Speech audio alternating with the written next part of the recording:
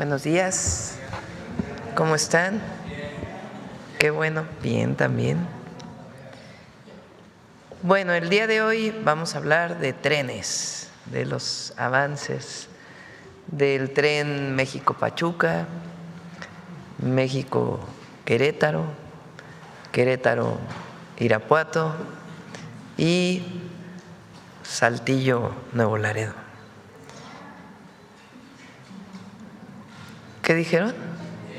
Ah, de Sonora también. Les digo que aquí está sobre representado Sonora en la mañanera. Bueno, antes de ello le voy a pedir a Jesús Esteva que presente los avances de atención a la emergencia.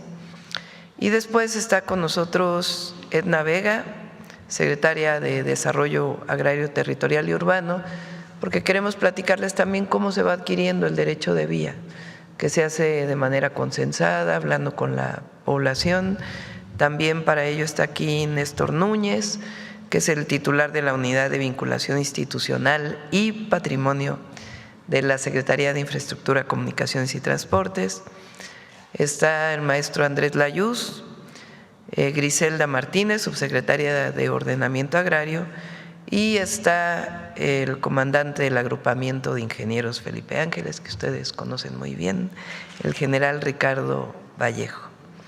Y para cerrar está con nosotros Miguel Elorza, que hoy es el detector de mentiras. Entonces primero le damos la palabra a Jesús y después ya hacemos la presentación completa. Adelante. Con su permiso, señora presidenta, buenos días a todas y a todos.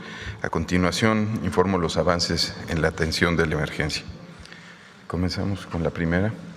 En total, las localidades ya comunicadas son 195 de 288. Esto representa cercano al 70% de comunidades que ya tienen paso. Adelante. En el caso de atención de servicios de la energía eléctrica, tenemos que Hidalgo ya está al 97.64%, Puebla, Querétaro y San Luis Potosí ya están con servicio completo y Veracruz 99.93%, esto dando 99.38% de localidades y de comunidades ya con energía eléctrica. Adelante. En cuanto a escuelas, tenemos 979 de 1.351 escuelas ya atendidas. Esto representa cerca del 72% del universo a trabajar. La siguiente. En cuanto a vivienda censada, se tienen 85.221 viviendas censadas. El día de ayer fueron más de 14,000 viviendas que se censaron. Adelante. En cuanto a despensas entregadas, el día de ayer se entregaron 31,000 y se está llegando a un total de 273,448 despensas. Adelante. Y vacunas aplicadas tenemos 168,610. El día de ayer se aplicaron 23,800 vacunas. La siguiente. Y finalmente el personal atendiendo la emergencia suma 52,805 compañeras y compañeros que están laborando. Aquí están los diferentes gobiernos estatales y las diferentes dependencias que están trabajando. Y es cuanto, presidente. Gracias. ¿Quién inicia?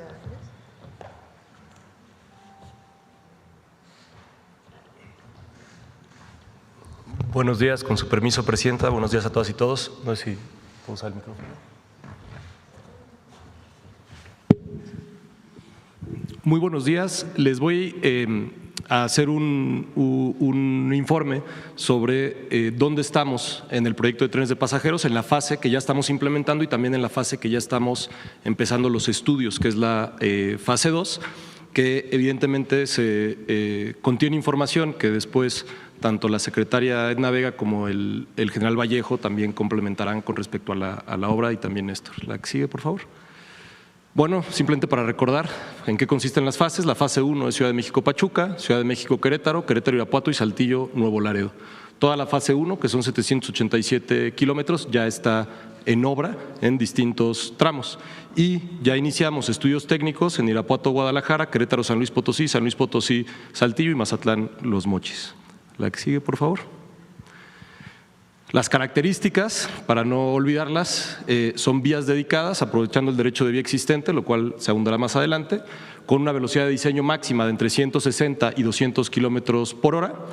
Los trenes de Ciudad de México-Pachuca, que ahorita también mostraré, son trenes eléctricos. El resto de la red es con diésel eléctrico, también ahorita les daré información sobre esa segunda licitación de trenes. Las estaciones se dividen entre estaciones principales y secundarias y también paraderos, y tendremos servicios regionales y servicios entre ciudades.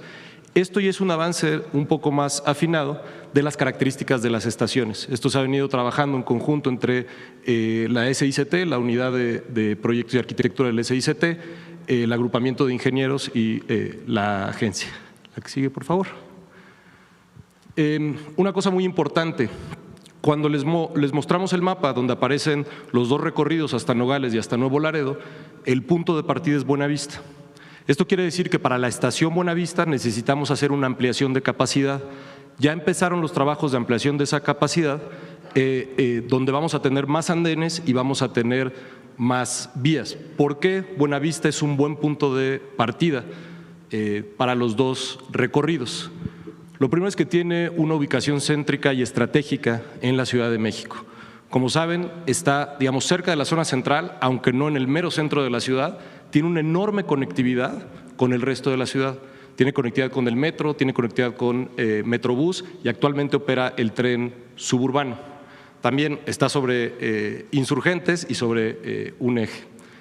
Estamos aprovechando la infraestructura que existe, que de hecho, a partir del proceso de privatización que ya hemos mencionado en los años 90, se redujo realmente el uso que se le da a Buenavista solamente al servicio que existía a Cuautitlán, lo cual en términos de la capacidad total era una reducción. Ahorita no solo vamos a aprovechar la capacidad que hoy existe, vamos a aprovechar cierta capacidad que existía que no estaba en uso, pero también estamos ampliando la capacidad.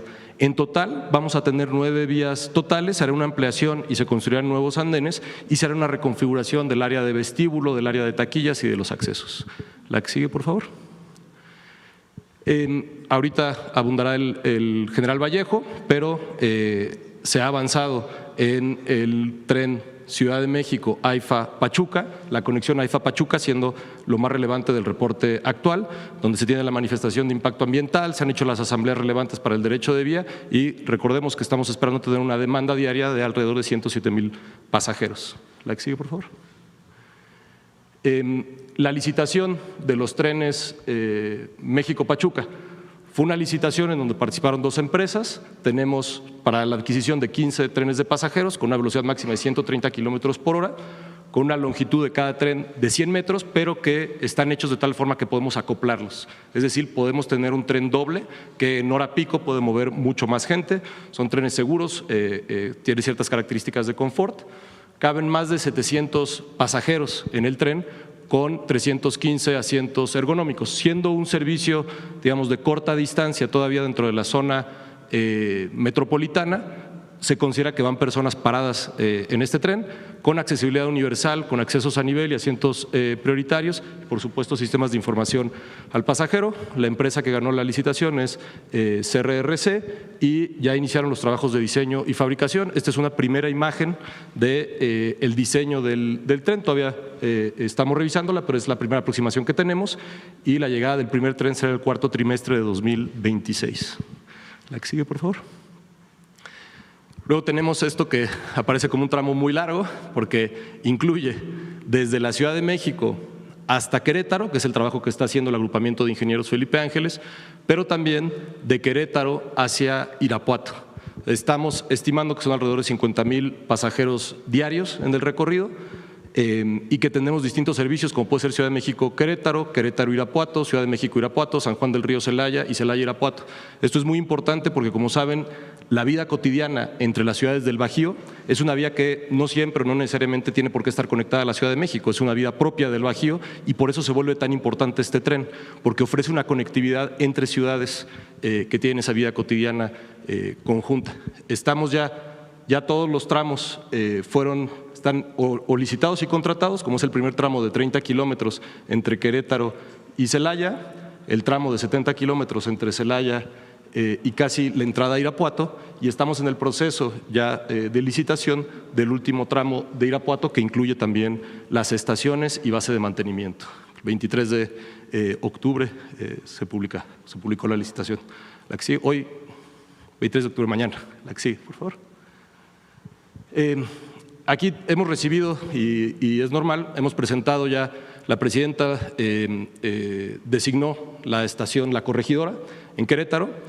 Se ha hablado en el tema, sabemos hay una conversación con tanto autoridades de Querétaro, que lleva mucho tiempo, pero también con activistas en Querétaro. Tuvimos una reunión reciente y una de las primeras cosas que me gustaría confirmar es: esta no es la estación principal. La estación principal está en el Marqués, pero vamos a tener una estación que es relevante en el centro de Querétaro. Esta estación, al estar en el centro de Querétaro, lo que vamos a hacer para poder ocupar el espacio es que se va a ocupar lo que se llama el patio antiguo, que es un patio que actualmente está en operación, que lo usa una de las concesionarias de transporte de carga. Es un área ya impactada, bastante grande, de hecho, bastante más grande que la huella de la estación, y por tanto, sé que ha salido en algunos medios, que es el Parque Alcanfores, no sufre ninguna afectación. El predio es de 3 hectáreas, pero la superficie de la estación es de alrededor de 2.600 metros cuadrados. ¿Por qué se escogió ese sitio? Es una ubicación estratégica, está realmente muy cerca del centro de Querétaro, se puede caminar al centro histórico de Querétaro, es de alta densidad poblacional, es decir, le ofrece un servicio de transporte a muchas personas que vienen del centro de Querétaro para conectarse precisamente a una zona donde hay crecimiento tanto poblacional como económico, que es el Marqués, por ejemplo, solo dentro de la zona de Querétaro, y también porque tiene rutas de transporte que cruzan por esa zona y que permiten tener una conectividad no solo al centro, sino al resto de la ciudad de Querétaro. La que sigue, por favor. Esto es el tramo Saltillo-Nuevo Laredo del tren del Golfo de México. También, en términos de lo que ya está licitado y ya inicia obras, tenemos, primero fue el norte de Monterrey, que son 100 kilómetros hacia Bustamante y pasando Bustamante un poco, y después 136 kilómetros hasta Nuevo Laredo. Los dos ya están contratados, ya estamos iniciando obras. De hecho, aquí ahorita vamos a mostrar un video, ya tenemos un avance de obra importante acá. Estamos por iniciar, pero todavía estamos en un momento de levantamiento, se están haciendo calas y estudios de derramadero hasta García y Santa Catarina en Monterrey, y vamos a sacar la licitación en las fechas que sacamos, que muestro aquí, 27 de noviembre, 29 de octubre, de la zona metropolitana de Monterrey. La zona metropolitana de Monterrey, en términos del trabajo que se ha estado haciendo en conjunto con el agrupamiento de ingenieros, ha sido una que ha recibido un trato especial porque es una zona muy densa, con vialidades, con una vía de carga que cruza por el mero centro de la ciudad, con un patio ferroviario muy, muy grande.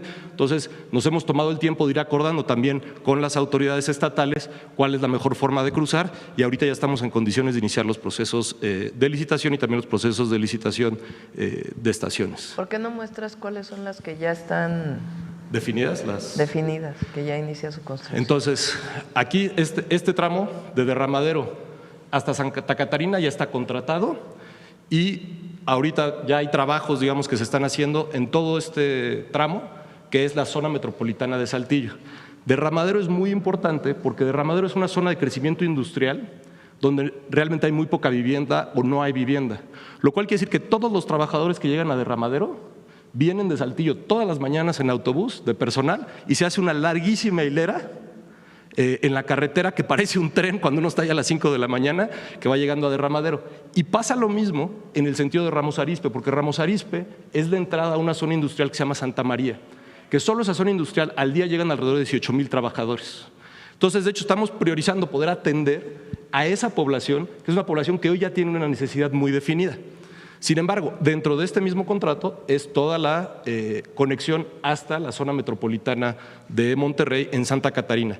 donde el trabajo que hemos estado haciendo con el gobierno estatal en parte es para poder tener la conexión con el propio Metro de Monterrey, de tal forma que se vuelva parte del servicio metropolitano que se da en la zona. Aquí también ya empezamos los trabajos y estamos haciendo los preliminares para empezar los trabajos en este tramo. La que sigue, por favor. Entonces, bueno, estas son las características y los términos generales que contiene la obra. Este video es ya del tramo Querétaro-Irapuato, donde la empresa contratada, que es Mota Engil, está haciendo todos los preparativos de acopio de materiales y de zonas de trabajo con la maquinaria que ya empezó a movilizar. Estamos realmente a unos días de que veamos ya la construcción propiamente de lo que es terraplén, que es el preliminar, digamos, a la vía. La que sigue, por favor.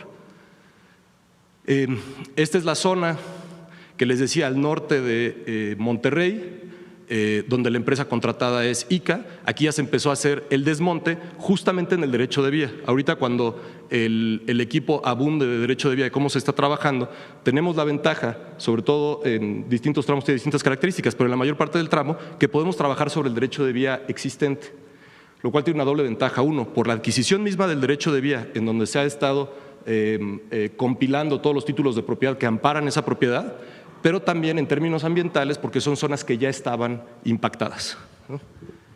Adelante. El día de ayer, en la noche, se publicó ya la licitación de los siguientes 47 trenes. Estos trenes tienen características distintas a la primera licitación que se hizo de trenes hacia Pachuca. La razón de esto es que estos son trenes que tendrán un recorrido más largo. De la Ciudad de México a Pachuca estamos estimando poquito más de 1 hora. Sin embargo, estos trenes podrán tener recorridos de más de 2 y 3 horas porque cruzarán pues muchos más kilómetros, ¿no? Estamos hablando de un recorrido de Saltillo a Nuevo Laredo de casi 400 kilómetros. Son 47 trenes de pasajeros, igual con velocidades máximas de entre 160 y 200 kilómetros por hora, con una longitud de 100 metros que permite acoplar 2 unidades, por las mismas razones. Sabemos que va a haber, les decía yo, la zona metropolitana de Monterrey. O sea, la zona metropolitana de Monterrey es probable que en ciertos horarios tengamos mucha más afluencia porque son varias estaciones dentro de Monterrey. Entonces, permite acoplar 2 unidades. Las configuraciones de largo itinerario son de 300 pasajeros y de corto itinerario son de 600 pasajeros. Habrá trenes que harán un recorrido muy largo, entonces tienen que tener asientos un poco más amplios, un poco más cómodos, tienen que tener baño, tienen que tener un servicio de cafetería simplemente por el tiempo que está, pero hay otros de corto itinerario que realmente están dando un servicio metropolitano que no tienen que tener todas esas características, pero sí tener más capacidad para poder llevar más usuarios. Por supuesto que está considerado que tengan accesibilidad universal y los sistemas de información a las personas. El 19 de septiembre ya habíamos publicado el proyecto de convocatoria, que es parte del proceso normal, donde se reciben comentarios de los participantes, y la publicación de convocatoria se hizo ayer en la noche para tener un fallo en el mes de noviembre. La que sigue, por favor. Los tramos que estamos ahora trabajando en términos de estudio son Irapuato-Guadalajara, Mazatlán-Los Mochis y el tren del Golfo de México, de Querétaro-San Luis Potosí y de San Luis Potosí-Saltillo. Como lo hicimos en la primera fase, el agrupamiento de ingenieros Felipe Ángeles está haciendo el trabajo de ingeniería básica y parte de los estudios ambientales, y desde la Secretaría de Infraestructura, Comunicaciones y Transportes y la agencia estamos haciendo los estudios de demanda, de impacto social urbano, el análisis económico y también estudios ambientales. En este momento ya iniciaron, de hecho, los estudios, hicimos los procesos de licitación hace algunas semanas y el trabajo que está haciendo el agrupamiento ya lo informará el general Vallejo, lo que tenemos hasta ahora. Muchas gracias. Gracias, Andrés. General. ¿Aquí? Sí.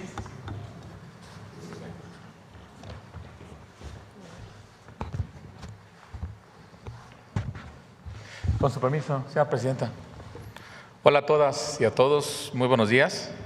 En el marco de la construcción de líneas férreas que ha emprendido el Gobierno de la República al norte del país, Defensa continúa participando de manera coordinada con las dependencias de gobierno en la construcción y proyecto de estas nuevas vías férreas. Tenemos a cargo nosotros, como ya lo mencionamos, la construcción del tren de la vía férrea de Ciudad de México a Pachuca y de Ciudad de México a Querétaro. También estamos concluyendo los estudios de ingeniería básica de los tramos de Querétaro a Irapuato y de Saltillo a Nuevo Laredo. ya lo mencionó el maestro Layuz. Estamos desarrollando ingeniería básica. Al rato vamos a hablar de cada uno de estos asuntos, de Querétaro a San Luis, de San Luis Potosí a Saltillo y de Mazaltán a Los Mochis. Y por otra parte, en el sureste de la República estamos construyendo la infraestructura ferroviaria de carga para el Tren Maya. Vamos a entrar a detalle en cada uno de ellos. Por lo que se refiere a la vía férrea de Ciudad de México a Pachuca, como podrán observar, se trata de 57.6 kilómetros de vía férrea doble electrificada. De estos 57 kilómetros, 28 kilómetros vamos a ir en convivencia con la vía de carga. No que compartamos vías, sino que llevamos nuestras vías en convivencia con ellos. Y ello implica algunos problemas, pues porque la vía de carga ya llegó muchos años antes y tiene sus espuelas hacia la industria, sus espuelas de vía hacia la industria, y la población ya se puso próxima a la infraestructura. Habrá que, dentro de eso derecho de vía, mover las vías de carga, construir las nuevas vías férreas, y en eso es en lo que estamos ahorita trabajando. Estamos empeñados, llevamos un avance ya próximo al 10% y vamos incrementando geométricamente en la medida en que nuestros compañeros de SEDATU y SICT, las áreas encargadas de librarnos el derecho de vía, nos dan más tramo, entramos con más maquinaria, porque ingeniería ya tenemos y presupuesto también. ¿Qué estamos haciendo? Como podrán ver en las láminas, perforando cimentaciones, pilas, colando zapatas, armando traves, estamos izando columnas y próximamente empezaremos a montar las traves que van arriba para armar la vía en los viaductos. Estamos conformando en largos tramos ya terraplenes para la construcción de vía férrea. Estamos construyendo una innumerable cantidad de obras de drenaje transversal, porque bueno, son más de 53 en las amplias zonas inundables del acceso a Pachuca, para que nuestra vía no se convierta en un dique para contener el agua, sino que permitamos el flujo hídrico. También estamos ya armando muros de contención, ustedes vieron en las láminas, precisamente donde vamos conviviendo con la vía de carga, porque tenemos un desnivel. Nuestra vía tiene mayores prestaciones porque es un tren de pasajeros de mayor velocidad, y también lo vamos a hacer en donde entremos en zonas urbanas. El muro de contención nos permitirá subir la vía y que el pateo del terraplén no llegue a las puertas o a los caminos de los vecinos que viven en estas localidades. Pues bien, hemos hablado que para ejecutar los trabajos y con la orden que tenemos de la Presidencia de la República de hacerlo lo más rápido posible, estamos trabajando simultáneamente en los 57 kilómetros. Organizamos 10 frentes de obra. 5 de ellos son de construcción pesada de viaductos, plataformas y vías férreas. 2 son de energización y obra electromecánica, porque hoy vamos a llegar a colgarnos a las líneas de transmisión de alta tensión, construir las subestaciones principales, las subestaciones tractoras, conectarnos a la vía férrea, construir la catenaria que electrifica la vía. Por eso tenemos dos frentes de energización, un frente de catenaria, que es los cables eléctricos donde va a ir pegado energizándose el tren, y 2 frentes de ingeniería, uno de estudios previos y otro que acompaña en corto a los frentes de construcción, en la construcción específica de viaductos, puentes y donde se requiera hacer más trabajos de ingeniería. Al momento hemos generado 8,000 empleos directos y se siguen incrementando diariamente. Ahora, ¿qué pasa con el tren que va? La vía férrea que estamos haciendo de Ciudad de México a Querétaro. Son 226 kilómetros de vía doble. De estos 226 kilómetros, 119 kilómetros vamos en convivencia paralelos a la vía de carga. Es decir, que estaremos conviviendo con un tren que alimenta a la industria y tendremos que convivir en ese mismo espacio. Habrá en ocasiones que mover la vía de carga, desplazarla para mover la vía de pasajeros. A veces utilizaremos vía de ellos y les construiremos nueva. Eso en base a la concepción operativa. Pero bueno, también habrá 106 kilómetros de vía totalmente nueva que nos permite mejorar la velocidad, las prestaciones y el confort para los pasajeros que viajen en los trenes de este tipo. Pues bien, ¿qué es lo que estamos haciendo en estos momentos? Conformando capas de terraplén de pasajeros en el derecho de vía de la infraestructura de carga. Es un proceso delicado de terraciar para que estructuralmente funcionen monolíticamente ambas plataformas. Estamos construyendo puentes vehiculares para salvar los nuevos trazos ya en el acceso a la ciudad de Querétaro. Estamos realizando muchos cortes y construcción de cimentaciones y vialidades. Ya estamos en la estación de San Juan del Río construyendo la cimentación y las vialidades. Estamos prefabricando elementos estructurales. Tenemos tan solo aquí 25 viaductos por 23 kilómetros. Ya en lo que estamos trabajando en terreno, ya mandamos a fabricar los cabezales, las traves, para nosotros desplantar columnas e ir avanzando. Es decir, estamos en un trabajo simultáneo. Aquí tenemos un total de 14 frentes de obra que trabajan simultáneamente ya. 12 de ellos son de construcción pesada, que hacen viaductos, plataforma y vía. Y 2 más de estudios de ingeniería, unos previos y otro que viene acompañando a los frentes de construcción en todos los detalles que podamos acelerarle para que sea una construcción más expedita. Aquí hemos generado también alrededor de 8.500 empleos y todos los días se vienen incrementando. Pasamos a la siguiente, por favor. Vamos a ver el desarrollo de la ingeniería básica. La ingeniería básica es muy importante, ahorita vamos a platicar por qué. Entendemos esta como la fase inicial de diseño y planificación para establecer los parámetros iniciales de costo, de proyecto, de parámetros y plazos de ejecución.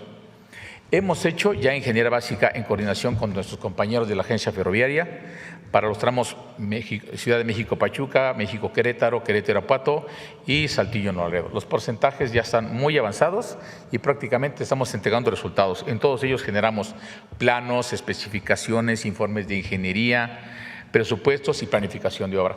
¿Qué es importante que les mencione? La instrucción de la Presidencia de la República fue que, en coordinación con ICT, con la Agencia Ferroviaria y el Cuerpo de Ingenieros del Ejército, desarrollemos los criterios de ingeniería para tener los mismos criterios de los trazos que ya estamos construyendo con los del norte, porque es una responsabilidad del Estado tener la política de comunicación, los destinos finales, las poblaciones intermedias, la tipología de construcción, las especificaciones de proyecto, para que en un futuro al Gobierno de México le sea mucho más económico planificar el mantenimiento y la ampliación de la vía férrea. Por eso llevamos esta homologación. Estamos trabajando en equipo, el cuerpo de ingenieros ya de manera interna con la experiencia que tenemos, desarrollamos el 60% de estos estudios ya son de hechura interna de ingeniería militar y el otro 40% con las empresas más especializadas en las campañas geotécnicas, geofísicas, geológicas, vuelos LIDAR, etcétera. Bueno, ¿qué hemos estado haciendo? Estamos haciendo primero, ya para los próximos tramos, juntas de coordinación con las autoridades normativas y con el futuro operador del Tren Maya para definir el trazo preliminar, ubicar paraderos, estaciones de manera inicial, gestiones con las dependencias estatales y municipales para que nos permitan ir a empezar a hacer los estudios.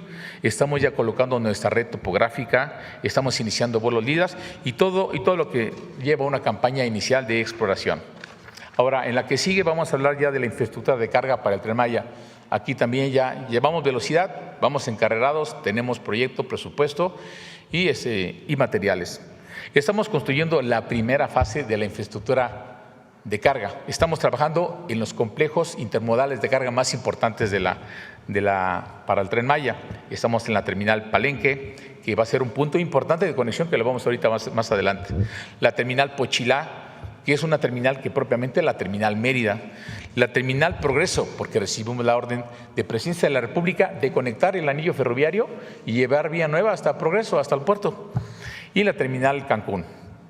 Estamos realizando trabajos, lo podrán ver en las imágenes, conformando las capas de material para recibir la plataforma de la vía. Estamos conformando ya terracerías interiores, colando vialidades en el interior, desplantando ya edificios técnicos y administrativos de las instalaciones de carga.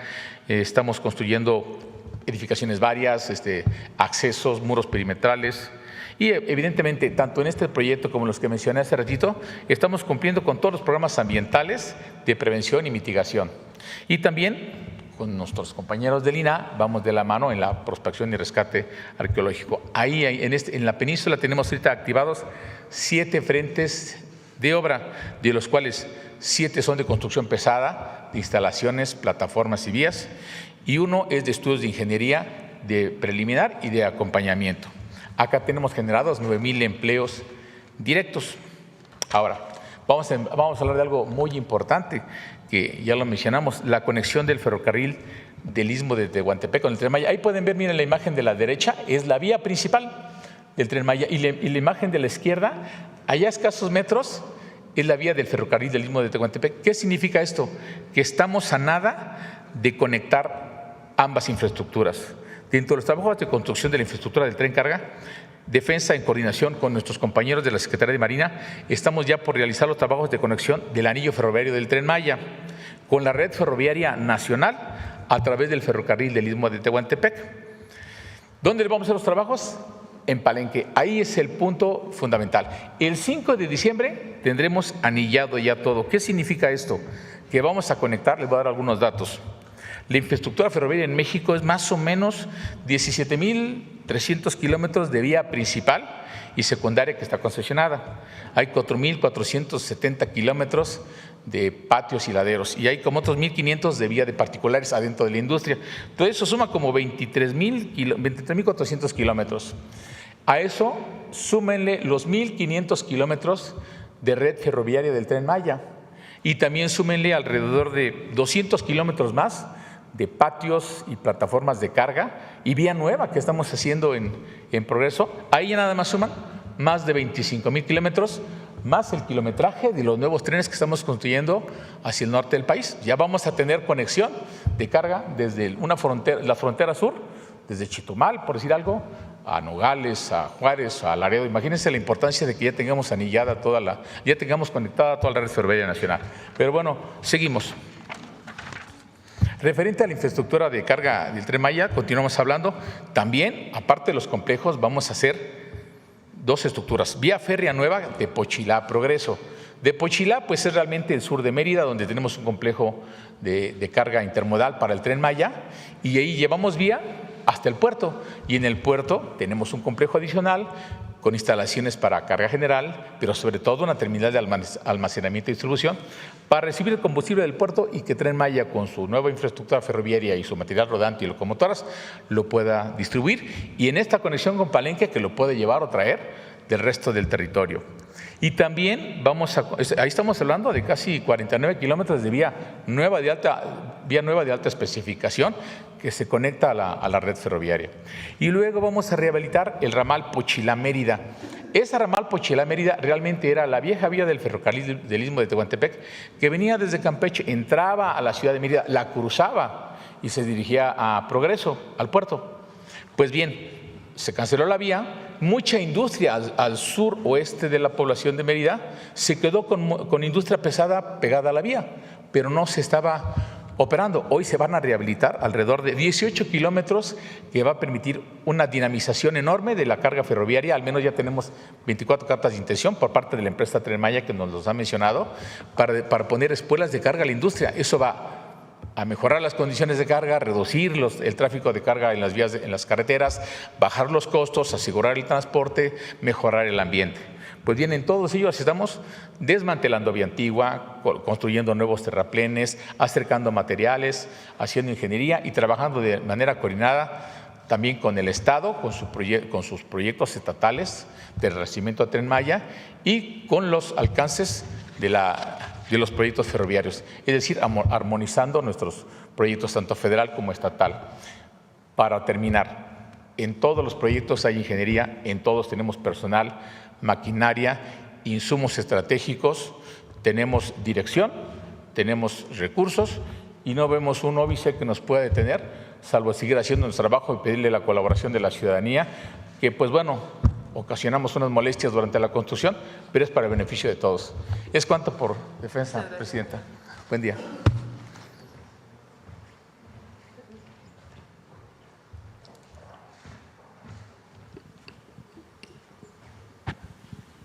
Con su permiso, Presidenta, muy buenos días a todos y todas. Esto nos acaban de proyectar Andrés Layuz, el general Vallejo. Ha sido posible por un fuerte trabajo con una coordinación de esfuerzos, si podemos pasar, que inició pues prácticamente desde la transición con la presidenta, donde hubo la definición de estos grandes proyectos y con base en las experiencias previas que significaron el Tren Maya y el corredor interoceánico, es que desde las distintas instituciones tenemos muy claro cuál tendría que ser el procedimiento, la concertación con las distintas comunidades.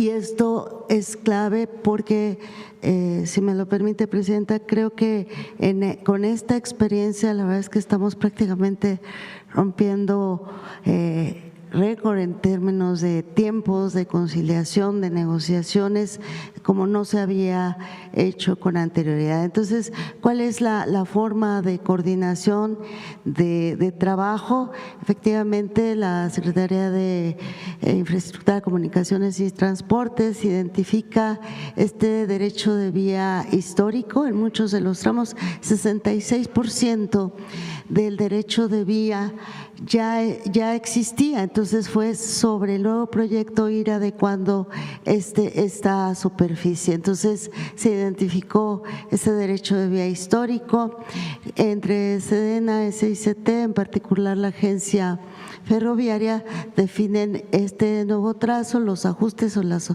optimizaciones al mismo, y de manera conjunta SICT y SEDATU inician todo este proceso para la adquisición de nuevo derecho de vía, y nos apoyamos también en INDAVIN para justamente tener los avalúos conforme lo marca la ley para los pagos que se requieran, ya sea de compra a propietarios privados o a ejidatarios, a partir de este valor que establece INDAVIN.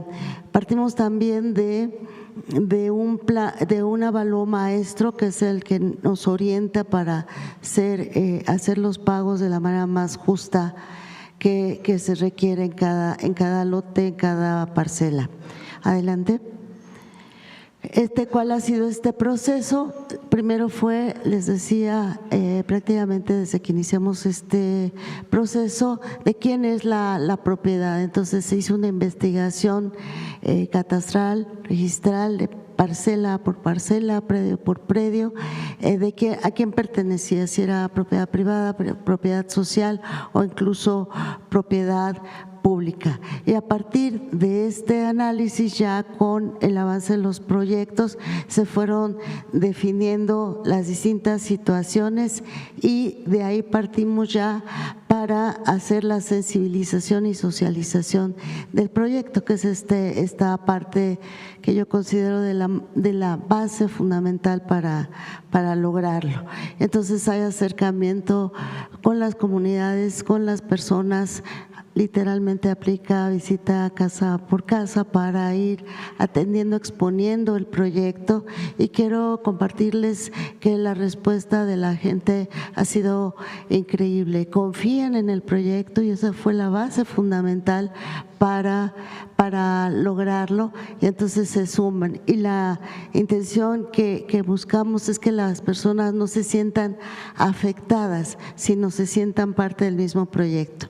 Y a partir de esta información se dan los caminamientos de las distintas instituciones, varios equipos van caminando sobre lo que es la propuesta del proyecto, y en las distintas reuniones, asambleas, se atienden a los vecinos, dudas, inquietudes, incluso quejas. Ya nuestro compañero Néstor va a explicar el detalle de lo que se ha logrado, que incluso va mucho más allá del derecho de vía. Quejas de ejidatarios por falta de algunos documentos o de algunos otros temas se están atendiendo en las mismas reuniones, y eso también hace partícipes a las personas. En todo este trabajo también quisiera reconocer, participa efectivamente la SEDATU en coordinación con SICT, pero las instituciones que, de acuerdo a la ley y de acuerdo a la organización que hemos podido establecer, está la Procuraduría Agraria, el Registro Agrario Nacional, el FIFONAFE, que están sectorizadas en SEDATU y que nos permiten ir atendiendo todo esto que comenta adelante. Entonces, a partir de todos estos datos, esta información nos parece importante presentarlo. El derecho de vía se establece tanto para las propias vías, las estaciones e infraestructura complementaria que nos vayan indicando SICT y SEDENA, los laderos y distintos espacios que se requiere. Entonces, sobre la base del derecho de vía histórico, que pueden ver aquí una imagen muy importante de ese derecho de vía de principios del siglo pasado, y también en algunos casos posibles reservas territoriales de los gobiernos estatales y municipales. Una vez que se define esta situación jurídica entre propiedad privada, propiedad social, se integran los expedientes, algo en lo cual también hemos logrado, por supuesto con el respaldo de la presidenta, es que los pagos se hagan de manera directa, sin intermediarios, y para serles franca, nunca se había hecho de manera tan expedita. Entonces, se dice, ya que se tienen los avalúos, hace el depósito en FIFONAFE, se cita a las personas para hacerles este pago, y entonces eso permite que la gente pues también esté más tranquila y con certeza, y nos permite también ya la ocupación de esa área, y ya el final del proceso será la inscripción a favor de SICT de todo este derecho de vía. En total, 1,607 predios liberados. Adelante, ya vamos a concluir. Estos son ejemplos del trabajo realizado por todas las instituciones. Agradezco a todos los compañeros y compañeras que han estado al frente de estas reuniones. Son 127 ejidos involucrados, 264 caminamientos que les comento. De acuerdo a la ley agraria, los requisitos para la concertación y que se firmen actas de asamblea son en algunos casos primeras, segundas convocatorias. Se ha cumplido cabalmente con todo lo que establece esta normatividad agraria. Ha sido de mucho diálogo para sobre todo atender las preguntas, las dudas, y siempre la gente sumándose. Adelante. Estas son entonces las estrategias de atención: sumar la participación social en el proyecto, dar certeza jurídica a las personas. También se incorporan algunos planteamientos de otras necesidades de la población, y al final la justicia social. No es parte de esta presentación, pero incluso en el tema de vivienda se suma el esfuerzo de la Comisión Nacional para reubicar a las familias que se requiere en proyectos de vivienda cercanos a donde hoy viven. Muchísimas gracias. Continuaré a Néstor. Néstor, aquí voy a… Sí, adelante.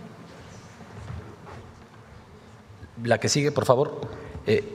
Pues conforme a la instrucción que nos dio la presidenta y complementando lo que señala bien la secretaria Edna, se organizó una liberadora del Estado en la que estamos trabajando de manera coordinada la Secretaría de Infraestructura, Comunicaciones y Transportes, la SEDATU, por supuesto la Agencia Reguladora y el Agrupamiento de Ingenieros Felipe Ángeles. Y esto nos ha permitido no tener que contratar privados para realizar el proceso de adquisición y liberación del derecho de vía. Lo hemos hecho de manera directa, sin intermediarios. Pero la orden de la presidenta también nos llevó a que no se atendiera solo la parte normativa y administrativa de la adquisición de la tierra para el derecho de vía, sino nos instruyó también a atender de una manera integral y con una perspectiva de justicia social la liberación de todo este derecho de vía. Y es por ello que también participan en este proceso de trabajo interinstitucional de manera permanente la Secretaría de Gobernación, la Secretaría de Bienestar, nos acompaña por supuesto Medio Ambiente. Estamos trabajando muy de la mano con el INPI para atender todo el tema de consultas indígenas. Para el caso, por ejemplo, del tramo de Ciudad de México a Querétaro, surgieron 13 comunidades otomíes en 8 ejidos y han sido consultados respecto del proceso de la liberación del derecho de vía y del proyecto de los trenes del norte. También, como ya lo decía el general Vallejo, estamos trabajando de la mano con el INAH para proteger toda la parte que tiene que ver con la historia de nuestro país y lo que nos vamos encontrando en este derecho de vía que, como ya también señalaba la secretaria Edna, pues es de 1890 más o menos hasta 1918 los títulos de propiedad originarios de esa parte. Trabajamos muy de la mano con CONAVI. Por ejemplo, en el caso del AIFA Pachuca, nos encontramos sobre el derecho de vía algunas personas que estaban viviendo en esa zona y en coordinación con la CONAVI por instrucciones de la presidenta, no solo se les está resolviendo la parte administrativa de la liberación del derecho de vía, sino también las estamos mudando a una nueva vivienda para que tengan una relocalización justa. La que sigue, por favor. Este mapa nos permite brevemente explicar lo que decía también y complementar lo que decía la secretaria. Del lado izquierdo podemos ver el frente 5 del AIFA Pachuca, donde tenemos prácticamente el derecho de vía liberado y se alcanzan a ver, por un lado, la infraestructura complementaria que nos solicita la agencia y que nos solicita el agrupamiento de ingenieros Felipe Ángeles, talleres y cocheras y la subestación que son para la operación del tren y por supuesto al final la estación Pachuca Mineral de la Reforma, a donde llegarán los trenes una vez concluida la obra. Y del lado derecho nos parece también importante que se vea de manera muy gráfica cómo está funcionando. En verde vemos el derecho de vía existente, que la decisión de la presidenta de trabajar sobre ese derecho de vía ha sido muy importante porque nos ha permitido y nos ha facilitado el arranque del trabajo lo antes posible, y en amarillo lo que normalmente en promedio nos pide el agrupamiento de ingenieros Felipe Ángeles y la agencia reguladora de ampliar el derecho de vía, y sobre eso vamos avanzando. La que sigue, por favor. Trabajamos de manera coordinada por instrucciones de la presidenta, no solo a nivel gobierno federal, de manera interinstitucional con todas las dependencias que ya vieron en la diapositiva previa, sino también con los gobiernos de los estados y con los gobiernos municipales. Sostenemos reuniones periódicas, prácticamente una vez al mes, con todos los presidentes municipales en cada uno de los tramos de los frentes que tenemos abiertos de los trenes y también acompañados siempre de los gobiernos estatales. La que sigue, por favor. Y para terminar, presidenta, reportar hasta el día de ayer a las 11 de la noche la actualización de la liberación del derecho de vía en los 4 frentes de obra que se tienen trabajando este año. En el caso del AIFA Pachuca, vamos al 93%, donde hemos avanzado con los 14 ejidos que tenemos localizados dentro de los 57 kilómetros, y se ha trabajado con 144 personas físicas de propiedad privada y 91 personas morales también en propiedad privada. En el caso de Ciudad de México, Querétaro, que estamos también al 70% del avance de la liberación del derecho de vía, igual con los ejidos atendiéndolos en la ruta de la propiedad social, y este número de 600 personas físicas en la negociación de propiedad privada y 76 personas morales.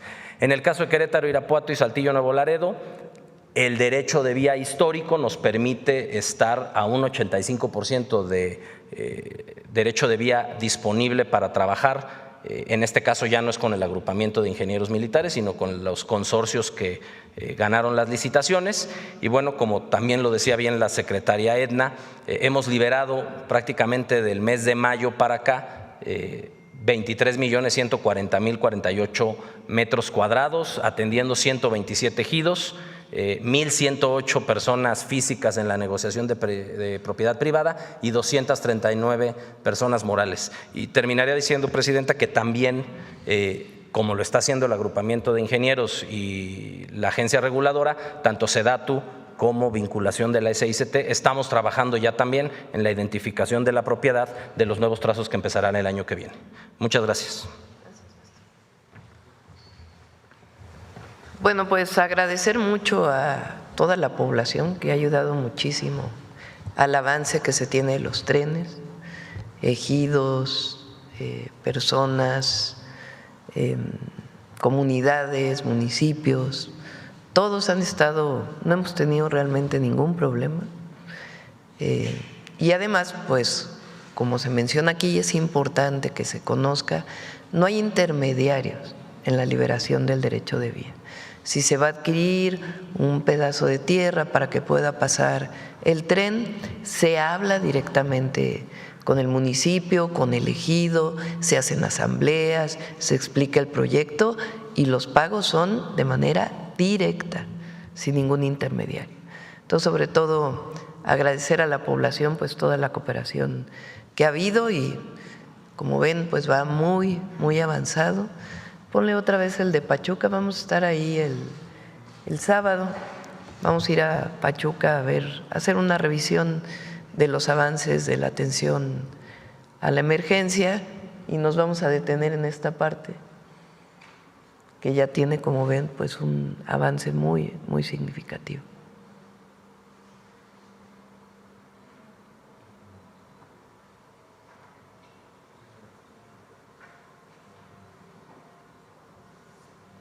Y obviamente pues agradecer a ingenieros militares, al agrupamiento Felipe Ángeles y a todo el equipo. Bueno, adelante, vamos con las preguntas. A ver, tú que has… Buenos días, presidenta. Buenos días a todos. Alberto Marroquín Espinosa de esahoraam.com desde Querétaro y Cancún y 10am.mx. Primero, presidenta, reconocer la visión de su gobierno por recuperar el sistema ferroviario nacional, lo que es un transporte limpio, moderno y estratégico para reducir los gases de efecto invernadero. Y bueno, se ha especulado mucho sobre el tema del tren en Querétaro y sabemos que cuando se anuncian grandes proyectos suelen dispararse el valor del suelo. Y es aquí donde si se tiene previsto por parte de la Federación una estrategia para mantener en reserva, no sé si mantener en reserva la estación principal de Querétaro, para asegurar sobre todo la especulación inmobiliaria, la gentrificación, sobre todo en la zona donde pudiera estar la estación. Ya vi en el mapa que aparentemente va a estar, no se aclaró, pero se ve que está en el Marqués. Ahí te vamos a aclarar sobre ese tema. Y también saber sobre la estación principal, que no es la corregidora, si ya se tiene contemplado o todo lo que es la infraestructura vial, porque si va a ser en el Marqués, pues sí es una zona de poca accesibilidad y el acceso normalmente es por la carretera 57, la autopista a México, y prácticamente en el primer puente es a la izquierda, sería el acceso hacia la zona de los Héroes, allá en Querétaro. No sé si te han contemplado toda la parte de vialidades que pudiera impactar o favorecer o mejorar la zona, porque hoy en día solo prácticamente hay dos accesos hacia esta zona, por Los Arcos, subiendo por Los Arcos, que es una vía, de doble carril, pero es muy angosta, y por la autopista 57. No sé, sería una primera cuestionamiento sobre varios que traigo sobre Querétaro. Andrés.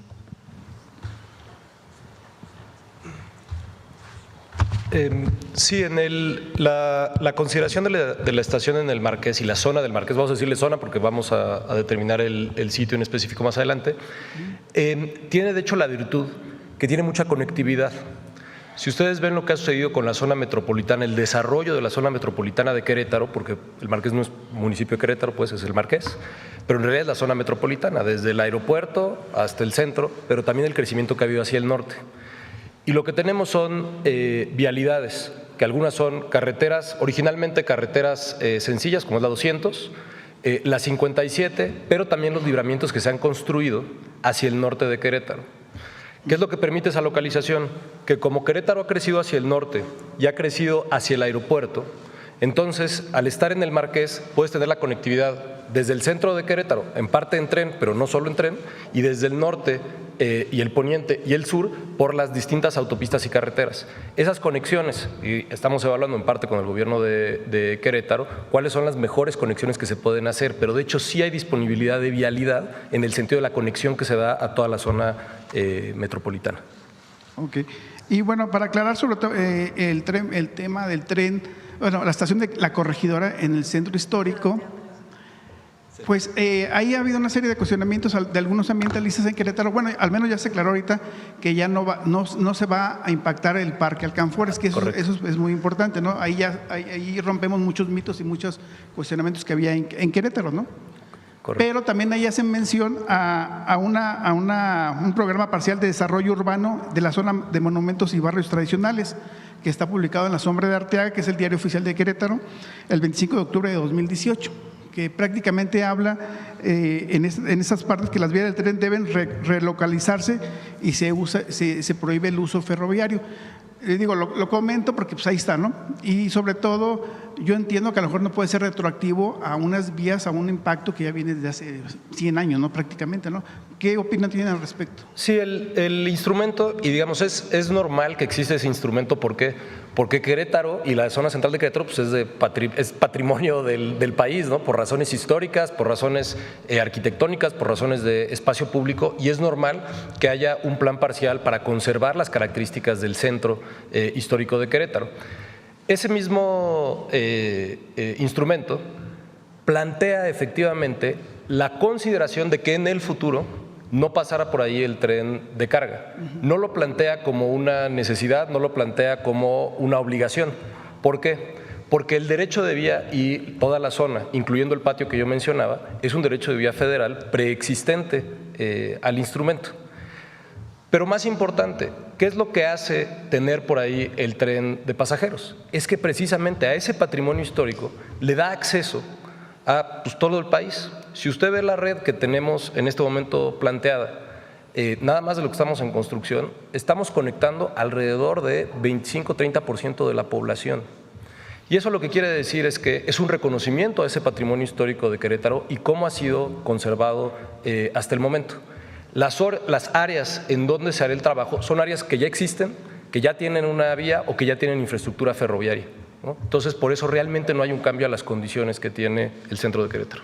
Y en materia de movilidad, en esa zona del centro histórico de Querétaro, pues el acceso a la antigua estación, donde va a estar a un lado la estación La Corregidora, pues es por Avenida Universidad, que es la Avenida del Río, pero es una avenida muy colapsada con tráfico, porque incluso como ahí también hay una ciclovía, en un semáforo puede ser 8 paradas, el semáforo primero da acceso a los peatones y luego otro semáforo a los ciclistas y luego a los vehículos. Son muy tardados, sobre todo en esa zona de Avenida Universidad. ¿Cómo tienen contemplados el tema de la movilidad y el acceso? Porque obviamente son calles muy angostas que llegan hacia la estación, a la antigua estación hoy en día. De hecho, justamente una de las virtudes de la cercanía con Avenida Universidad, pero no solo, es que por ahí pasa el transporte público de Querétaro. Querétaro, como saben, reestructuró su sistema de transporte público y los múltiples trayectos que cruzan por la zona donde actualmente está el patio ferroviario permiten que la conexión se pueda hacer en transporte colectivo o se pueda hacer peatonalmente. Eso es realmente lo que puede tener un impacto, yo diría más bien positivo, en la movilidad de la zona, porque tienes más personas moviéndose en medios de transporte que ocupan menos espacio. Y el mismo plan parcial que usted mencionaba, justamente lo que dice es que debe de haber un conjunto de propuestas para mejorar la conexión con el transporte foráneo.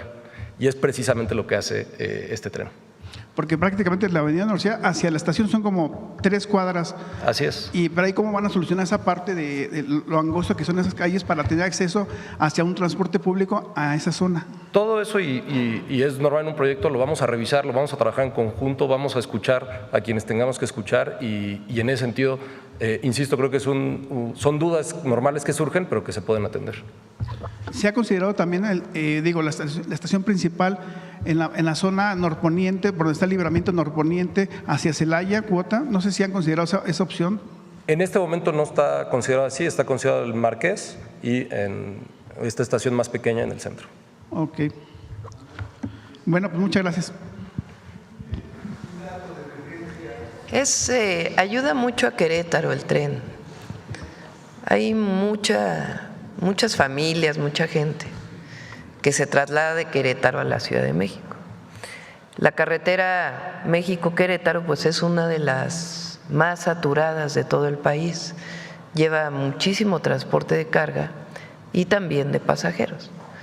Entonces, al tener un tren, pues quien vive en Querétaro y va a venir a la Ciudad de México o cuando esté listo hacia el Bajío o hacia San Luis Potosí, pues van a tener la opción de utilizar el tren de pasajeros.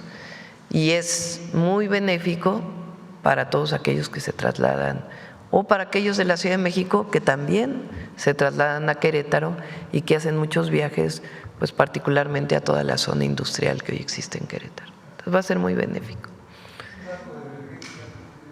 Un dato de emergencia, a ver acá. Muy buenos días, Presidenta. Melina Ochoa, reportera de UNO TV. Sobre el tema de afectaciones por las lluvias, primero conocer, hoy inicia la entrega de este apoyo de 20,000 pesos por vivienda y también de su voz conocer pues las personas que lamentablemente fallecieron, cómo va este dato de fallecidos y personas no localizadas, por favor, para empezar. Sí, ponlo en el por favor, en el micrositio, por favor. Ahí donde dice personas. Ahí está.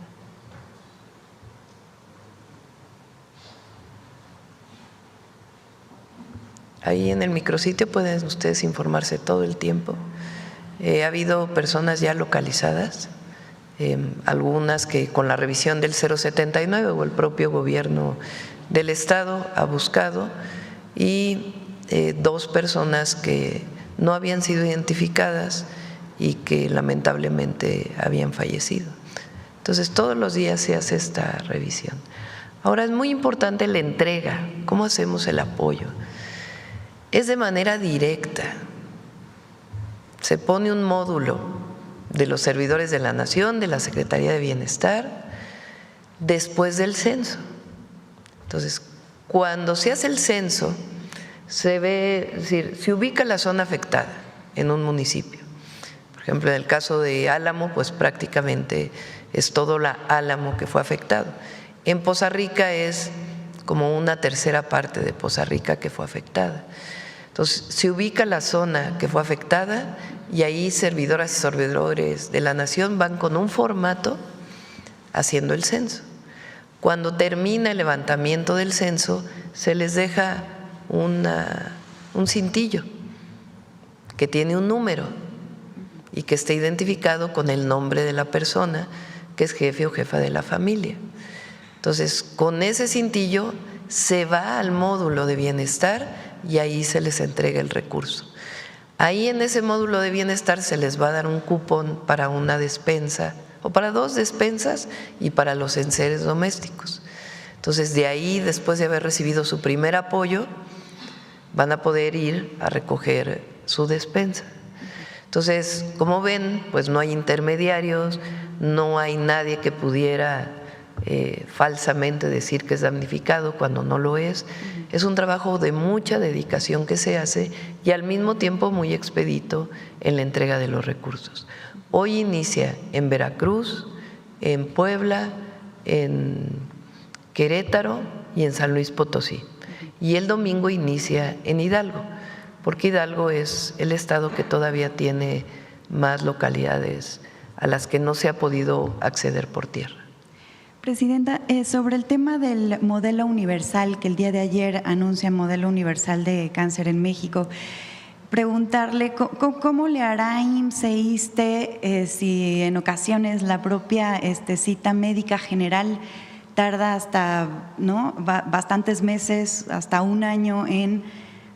¿Cómo van a poder agilizar que este modelo… Primero porque va a haber más servicios, vamos a ponerlo así.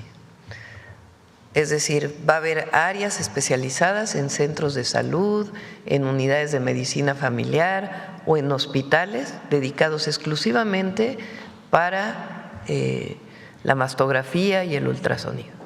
Entonces, al comprar 1,000 equipos más, pues evidentemente se va a reducir el tiempo para poder acceder a tu cita para tu revisión.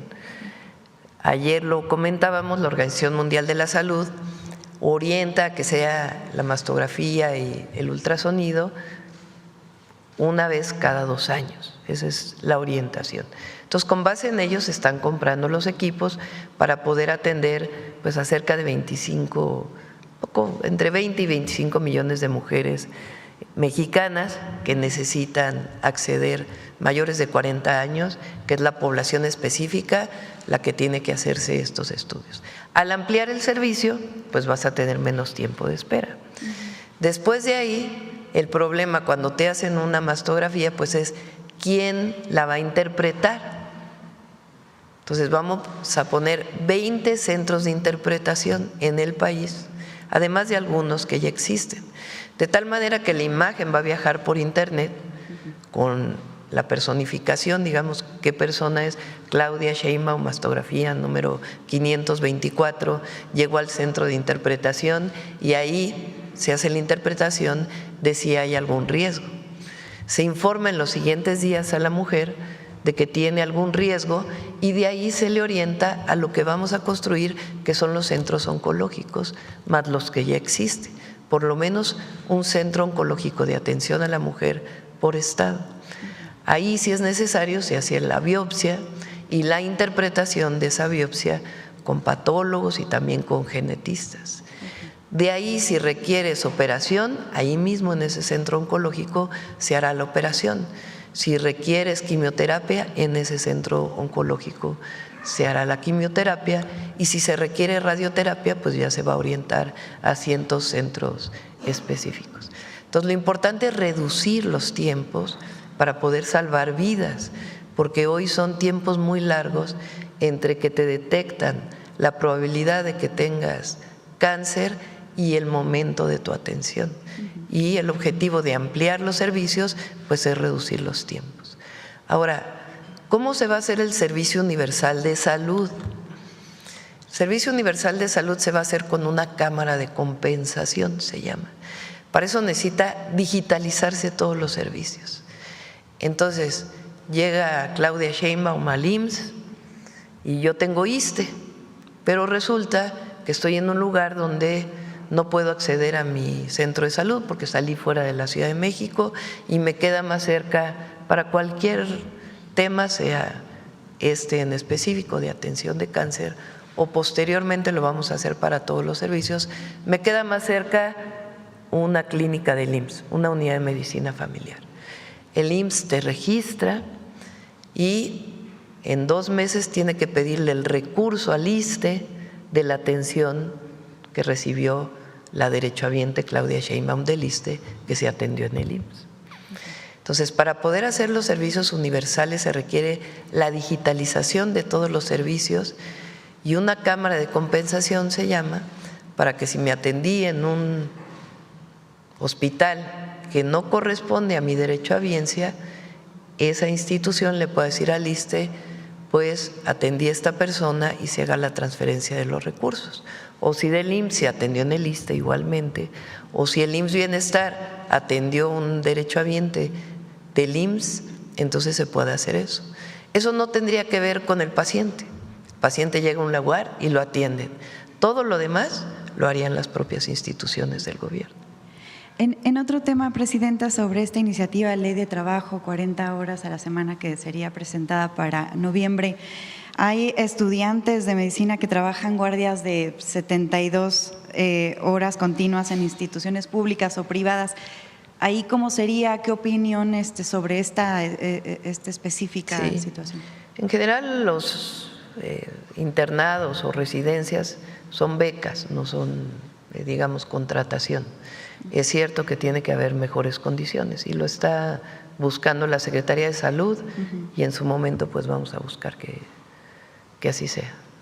Presidente, en otro tema, sobre estos llamados nuevos impuestos para 2026, hay dudas entre la población, ¿no?, sobre lo que está impulsando como tal el gobierno en esta Ley de Ingresos 2026 sobre aumentar impuestos a los contribuyentes. No hay impuestos a los contribuyentes, más impuestos, no hay. Se le está cobrando a los bancos sobre lo que estaban acostumbrados a deducir del FOBAPROA, del IPAB. Entonces le está cobrando a los bancos. Hay una actualización en algunos impuestos que no habían existido, como por ejemplo las cuotas de migración, que es muy poco en realidad. Para visitantes extranjeros también hay una actualización que en realidad es muy poca comparado con el costo de un boleto de avión, por ejemplo. Hay actualizaciones en ese sentido. Lo único que pudiera afectarle a la población es el refresco, las bebidas azucaradas. ¿Qué orientamos nosotros para que no afecte tu bolsillo? En vez de comprar 30 latas de refresco en un mes, compra 29. Te va a ayudar a tu salud y no vas a pagar más impuestos. Entonces, por eso decimos que no es recaudatorio, sino es una orientación a la población de que con el mismo recurso que tú hoy utilizas para comprar bebidas azucaradas, pues utilices ese mismo recurso, solamente que compres menos y te va a beneficiar a tu salud. Entonces, en realidad no hay nada que afecte a la población más que lo que representa el aumento a la inflación, que normalmente se hace todos los años. Presidenta, ¿estos recursos serían utilizados o son para que los programas sociales continúen operando o esta recuperación de los impuestos que están planeados para el 2026, cuál sería su destino y si no se pudo recortar? Estamos estimando que nada más con la mejora recuerden que entre el año pasado y este año recaudamos 500,000 millones más, 500,000 millones. Sin aumentar impuestos, nada más recaudando mejor. Desde que estuve en campaña yo planteé que había 2 áreas donde podíamos tener mucha oportunidad de recaudación, disminuyendo todavía más la corrupción que pueda haber todavía en ciertas áreas y facilitando a los contribuyentes el pago de impuestos. Entonces, ¿qué hicimos? Se redujo muy importante todos los requisitos para poder registrar tu RFC, para poder sacar tu firma electrónica, en fin, muchos requisitos del SAT se redujeron de manera muy importante. Eso hizo que hubiera más contribuyentes, que la gente viera que es más fácil registrarte ante el SAT y entonces hay más contribuyentes. Y la otra es aduanas, donde hemos metido controles en las aduanas. Ahora, el año que entra, ¿cómo pensamos la mayor parte de la recaudación adicional? Aduanas va a tener ya prácticamente todos sus sistemas que se llaman no intrusivos, rayos X y muchas otras cosas que se compraron desde el periodo del presidente López Obrador, que están llegando este año y que se están instalando. Eso va a facilitar mucho que no haya evasión fiscal en las aduanas. Y por otro lado, todo lo que estamos haciendo para evitar las factureras. Todavía existen, lamentablemente, empresas que facturan de manera ilegal. ¿Cómo hacen? Crean una empresa, le facturan IVA o ICR a otra empresa, esa otra empresa factura a otra, esa empresa factura a otra, y en 3 días desaparece la empresa. Entonces el SAT ahora va a tener muchos más controles para poder evitar o disminuir pues esta evasión fiscal que se da con las factureras. Además, pues está la nueva ley de aduanas.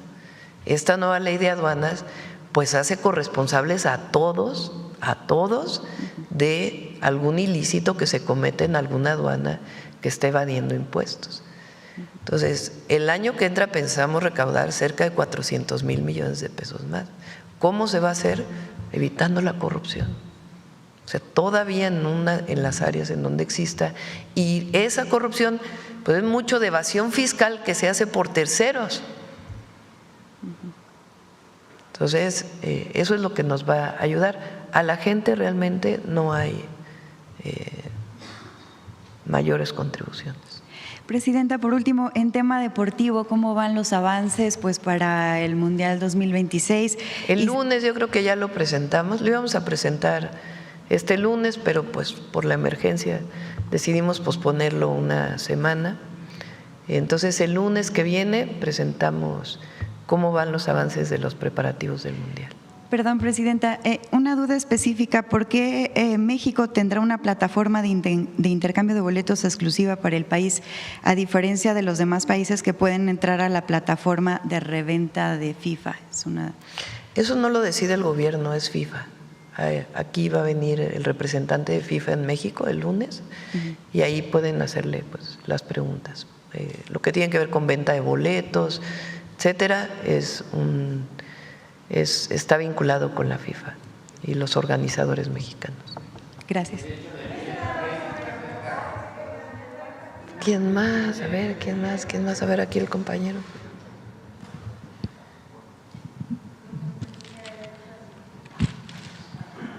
Gracias, Presidenta. Buenos días. Permanezco sentado para no estorbar al tiro de cámara. Mauricio Bautista, de la Jornada Estado de México y la Jornada Hidalgo. Presidenta, sobre el tren México-Querétaro, en la Jornada Hidalgo informamos que personal del INAH detectó por lo menos 141 sitios arqueológicos, 2 de interés en Tula. ¿Qué medidas se están tomando para evitar que el tren dañe estos vestigios? Se trabaja directamente con el INAH. Se encontraron unos grabados, ¿cómo le llaman?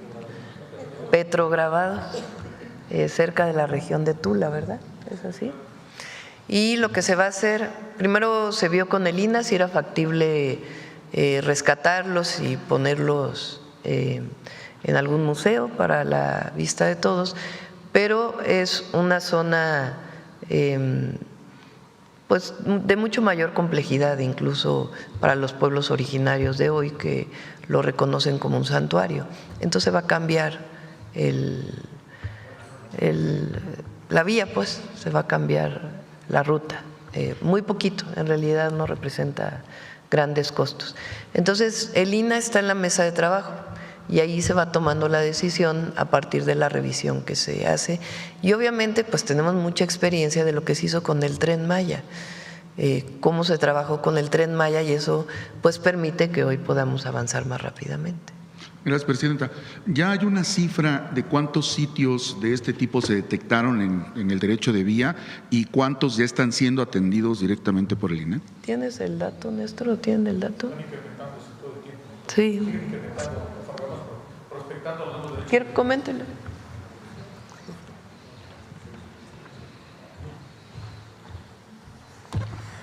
Gracias, con permiso. Hablábamos de que tenemos en el tramo son 226 kilómetros, de los cuales son 119 kilómetros en un derecho de vía ya impactado.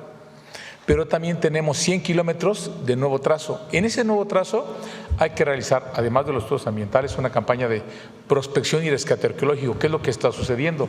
Por eso, cuando vamos a hacer vía nueva, nos topamos, como lo mencionó la vicepresidenta, en la zona de Tula, en un acantilado, unos petrograbados. La primera intención nuestra es, ya tenemos el trazo, pues bueno, retiremos esas piedras y llevemos a un lugar donde podamos exhibirlas. Fue el propio titular del INAH, el maestro Omar, con su equipo, y dictaminaron que no era posible. Entonces nosotros informamos de un nuevo ajuste de trazo, que son 8 kilómetros para salvar 70 metros. Imagínense, para salvar 70 metros de esa zona de petrograbados, tenemos que desviar la vía 4 kilómetros antes y 4 kilómetros después. No impacta tanto presupuestamente, ya lo vimos, ya lo hicimos y conciliamos. Ahora seguimos prospectando. En ese nuevo derecho de vía que nos vienen liberando nuestros compañeros, adelante de nosotros van los arqueólogos. Y dicho sea de paso, el proyecto permite rescatar la historia y los antecedentes de estos lugares. Tula es un lugar de una población azteca. De hecho, ayer estábamos con los arqueólogos en esa zona, precisamente pasando Tula, en la zona del río, donde converge el circuito exterior, el circuito mexiquense. Ahí vamos a cruzar con un viaducto de 3 kilómetros. Venimos prospectando la zona de cimentación y los compañeros de línea ahorita en estos momentos están rescatando restos óseos que van, rescatan, los recuperan, los estudian. Con el proyecto, con la misma financiamiento del proyecto, ellos vienen recuperando nuestro pasado histórico. ¿Cuántos van a ser? No lo sabemos. En la medida que se van liberando terrenos, entra el equipo de vanguardia de ellos y va prospectando y nos va liberando el terreno para nosotros meter la maquinaria. Entonces se lleva pleno respeto. ¿Y cuántos van a aparecer? Los que tengan que aparecer se rescatarán, se exhibirán, y si es algo muy importante, posiblemente modificaremos el trazo. Pero se trabaja de manera coordinada, que es lo más importante. Muchas gracias. Entonces, no solo en el México Querétaro, sino también en los demás proyectos se consideran cambios de trazo. Todo. El INAH va trabajando junto con el equipo y el INAH hace la valoración. Ahí donde se pueden rescatar las piezas y exponer en otro lugar, se hace en coordinación también con las comunidades actuales, no es solamente la decisión del INAH. Y ahí en donde se tiene que cambiar el trazo, pues se cambia el trazo. Esto por un lado, digamos, de sitios arqueológicos, pero cuando pasamos por comunidades indígenas, pueblos originarios, se tiene que hacer necesariamente la consulta. Ahí entra el Instituto Nacional de Pueblos Indígenas, se hace la consulta indígena y ahí muchas veces se piden muchas cosas para poder hacer de este proyecto no solo un proyecto de movilidad, quien se mueve de la Ciudad de México a Querétaro, sino un proyecto que corresponde a nuestra visión, que es un proyecto de justicia social y que todas las comunidades que viven alrededor del tren pues puedan ser beneficiadas, que no les afecte, sino al revés, que tengan beneficios. En esta consideración que se está haciendo de que algunas piezas se puedan mover, aquellas que no ocurra, que no se puedan mover por la situación en la que se encuentren, ¿se está considerando algún mecanismo como un museo de sitio, por ejemplo, para que estos recursos culturales pues se vuelvan turísticos también? En todos los casos la idea no solamente, repito, es el tren per se, sino la justicia social y la recuperación de nuestra memoria histórica que pueda ser expuesta para beneficio de todas y todos. Muchas gracias, presidente. Gracias. Carlos. Buenos días a todos. Carlos Navarro, de Heraldo Media Group. Presidenta, tras el manejo de la emergencia por las lluvias extraordinarias, donde en una encuesta el Heraldo le da el 65% de la aprobación, ¿usted cómo se siente con este manejo? ¿Considera que puede haber ajustes? ¿Esto es una lección de toquemos madera para temas venideros? ¿Cómo se siente usted en este caso? Lo primero es que hay que ponerse al frente, digamos. No puede uno, frente a una situación de emergencia como esta, decir, bueno, pues allá atiéndanlo y a ver qué resulta.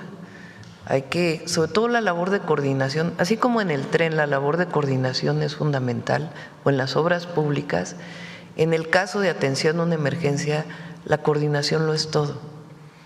Si no tenemos una coordinación y una responsabilidad a cada una de las instituciones que lo desarrollen con profesionalismo y con mucha entrega y con amor a la gente, pues entonces te puedes pisar los talones, como se dice normalmente, o como se dice en esta forma de expresarnos de los mexicanos.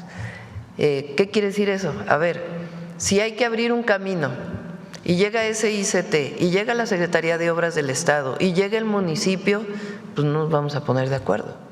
Entonces, si tenemos tantos caminos cerrados, pues lo primero hay que decir, a ver, a ti Estado te toca esto, a ti SICT te toca esto, a ti te toca esto, Defensa le toca los puentes aéreos de Hidalgo, Marina le toca los puentes aéreos de Veracruz. Es decir, hay que delegar, pero al mismo tiempo bajo una coordinación permanente. Todavía hay muchos caminos que hay que atender. Entonces, todas las noches nos estamos reuniendo para ver qué avance hay, cómo avanzamos, si hay algún problema de falta de máquinas, etcétera. Entonces, es muy importante ponerse al frente de la coordinación con los estados, con los municipios y de nuestro propio equipo, y delegar o dar responsabilidades por zona, más que delegar, dar responsabilidades por zona. Les recuerdo, por ejemplo, en Veracruz, el equipo de Conagua está atendiendo la limpieza de Poza Rica. Mandamos primero a María Luisa Albores a la zona de Álamo, al municipio de Álamo, para encargarse de la coordinación de la limpieza. Todo esto en coordinación con el gobierno del estado. María Luisa ya regresó y ahora se fue Estela Damián para poderle dar continuidad junto con Beatriz Olivares. Sebastián está en El Higo, José Luis Rodríguez está en Tempoal, pero así en distintos lugares. Jesús está encargado de abrir los caminos de una región de Hidalgo y la Secretaría de Obras de Hidalgo está encargada de otra región. Entonces, muy importante la coordinación, lo es todo. Si no hay coordinación, difícilmente puedes saber cuáles son los avances cotidianos. Por otro lado, la entrega del trabajo, lo decía yo, Defensa, Marina, CFE y todos los que están trabajando en campo, los gobiernos de los estados, todos de primera, los 5 gobernadores de primera, o 4 gobernadores y la gobernadora de Veracruz, al frente de los trabajos, siguen desarrollándolo. Entonces hay que ponerse al frente de la coordinación para que las cosas puedan salir. Y lo segundo que es muy importante, pues es también el vínculo con la gente, el saber qué está viviendo la gente y lo que hacen los servidores de la nación, y lo más pronto posible comenzar con los apoyos. Entonces hay ya experiencia que existía en el Otis, nosotros enfrentamos el YON, ahí ya vivimos una experiencia distinta, y ahora de lo que estamos haciendo pues vamos a tener también muchas enseñanzas que se tienen que reflejar en los protocolos de protección civil y en los 4 ejes que yo planteé. 1 es la atención de emergencias, 2 es el apoyo a la población, 3 la fase de reconstrucción, porque después de esto viene la fase de reconstrucción de caminos, de viviendas, de clínicas, de escuelas, y queremos reconstruir mejor que como estaba. No es solamente recuperar lo que había, sino dejarlo mejor. Tenemos que hacer plantas de tratamiento para los ríos, desasolve de los ríos para que recuperen su capacidad de almacenamiento, y después pues la revisión de todo el sistema de alertamiento meteorológico y de investigación científica que se hace alrededor de ello. Entonces estamos trabajando ya en los 4 ejes.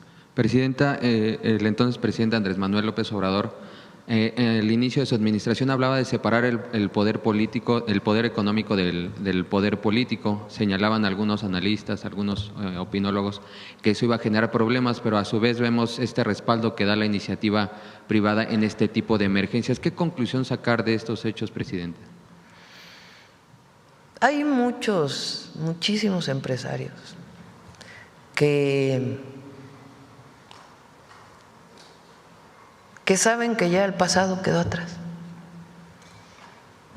y que pueden tener diferencias con el gobierno, porque para eso es la democracia y por eso vivimos en un país democrático. No queremos que todos piensen igual, sería ridículo. Eso sí es un régimen autoritario, obligar a todos a que piensen de la misma manera. No, aquí hay debate político y hay participación y se puede disentir, pero nuestra máxima, que es por el bien de todos, primero los pobres, es en efecto por el bien de todos. Y esa visión la tienen hoy muchos empresarios que pagan sus impuestos, que saben que hay que colaborar. Y en situaciones como estas muchos colaboran, muchos otros no, también. Pero la gran mayoría ayuda de manera desinteresada, desde despensas, ponen sus máquinas y el apoyo que tienen que dar. Ahora, la capacidad del Estado es insustituible, insustituible. Si Defensa no tuviera la cantidad de helicópteros que tiene, no podríamos hacer puentes aéreos. Si el general Vallejo no hubiera adquirido toda la maquinaria que tiene para el Tren Maya que se hizo, para la repavimentación, que hoy están colaborando en la apertura de caminos, pues no tendríamos esa capacidad. Si SICT no hubiera comprado muchos equipos que compró durante este año, pues no tendríamos la capacidad que tenemos.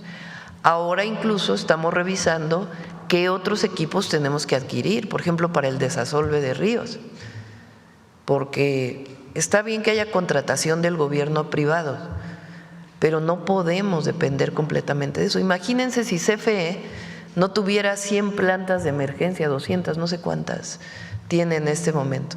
Hay 60 plantas de emergencia que utilizó para llevar a comunidades aisladas para que pudieran tener electricidad.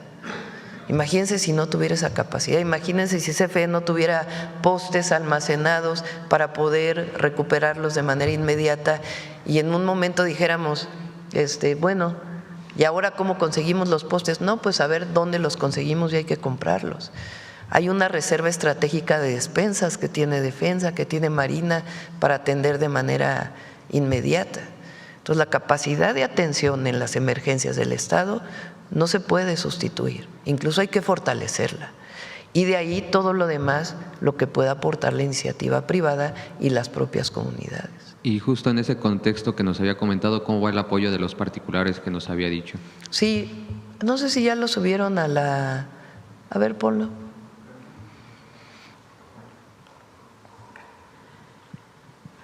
Al micrositio.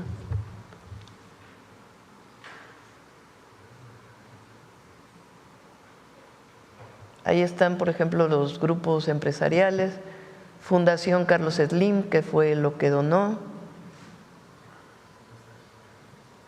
el Consejo de Asociaciones de Empresarios del Centro Histórico de la Ciudad de México, que donaron, La Huerta, Grupo Rica, Fundación Televisa, BBVA Bancomer, Grupo Centurión, Chedraui, y estamos actualizando porque sigue habiendo donación. Entonces, empresa por empresa se muestra lo que ha venido donando. Gracias, Presidenta. En otro tema, el director de aduanas hace unos días hablaba de que hay alrededor de 7,000 carpetas de investigación relacionadas con presuntos delitos cometidos en aduanas y en, digamos, el que se le llama ahora huachicol fiscal. ¿Qué le han informado de esto, Presidenta? ¿Cómo se está atendiendo este tema? Porque la magnitud de 7,000 carpetas es grande. Si quieren, cuando… Por cierto, seguridad va a venir hasta el 11, creo que es martes 11 de noviembre, porque es el día que se cierra las cifras de octubre. Entonces va a venir hasta el 11 de noviembre, pero a ver si nos pueden enviar una información de cuántas carpetas, y la Fiscalía evidentemente, carpetas de investigación están vinculadas con huachicol. Ahora con la trazabilidad que les he mencionado, si no traen su identificación, de inmediato se levanta un asunto administrativo y si no, pues se presenta una denuncia penal también dependiendo de la gravedad. Pero a ver si nos informa el Gabinete de Seguridad. ¿Se abordó esta cifra en la reunión que tienen normalmente los lunes para atender el tema de aduanas, Presidenta? ¿O se ha abordado en las anteriores reuniones? Ese es un grupo de trabajo aparte que tiene que ver con delitos vinculados con aduanas. Las reuniones que tenemos con aduanas, que ahora pues por la emergencia no la tuvimos, la vamos a recuperar. En realidad hacemos un análisis aduana por aduana, cuánto ingresó el mes pasado, cuánto comparado con los meses anteriores, cuántos pedimentos hubo, si son más o menos pedimentos, el valor de cada uno de los pedimentos, y así vamos analizando la recaudación aduana por aduana. Al ver el endurecimiento en la revisión que ha hecho el gobierno, ¿ha habido agentes aduanales que se han acercado para tener todo en orden? ¿Qué les han comentado desde ese sector, Presidente? Ha habido varias reuniones con los agentes aduanales. De hecho, hubo algunas modificaciones a la primera propuesta de ley que se envió al Congreso a petición de los propios agentes aduanales, y al final estuvieron de acuerdo en la redacción. Por último, preguntarle si en el Gabinete de Seguridad en esos días se abordó la posible detención de Shi Dong-shang, quien es el que era señalado por ser traficante de fentanilo, que fue detenido en México y se fugó, presuntamente fue detenido en Cuba. ¿Se le ha informado sobre esta detención, Presidenta? Sí, que informe el secretario de Seguridad también sobre ¿Pero este caso. nos las puede confirmar? Que informe el secretario de Seguridad. Muchas gracias, buen día a todas y todos. Sí. A ver, derecho de vía y atrás. Gracias, Presidenta. Buenos días y buenos días a los funcionarios. Marco Antonio Olvera, del periódico digital Hidalgo News y del canal de YouTube México News World. Presidenta, quiero saber si nos pudieran dar datos. A veces los dueños de predios o los propios campesinos pues se oponen por sus tierras. Quisiera saber cuál es la inversión total que se ha pagado por el derecho de vía y que obviamente pues la ciudadanía ha colaborado para que los trenes pues avancen, y que también ahorita voy a hacerle una pregunta al general, si me lo permite. ¿Tienes el monto? ¿Sí tiene?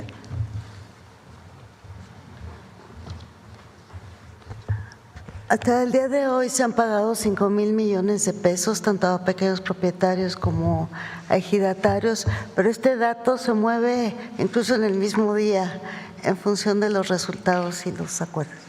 Ok, y obviamente los dueños de los predios, como lo dijeron hace rato, reciben de manera directa para que no haya la pérdida de su dinero y ese tipo de cosas, ¿no? Sí, así es.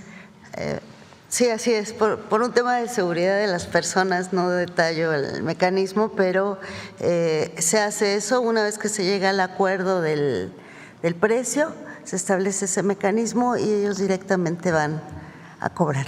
Ok, muchas gracias. Presidenta, y si me permite… Como lo explicó Edna, para evitar especulaciones o alguna subjetividad de quien realiza el trabajo de consenso con las comunidades, necesariamente participa Indavin.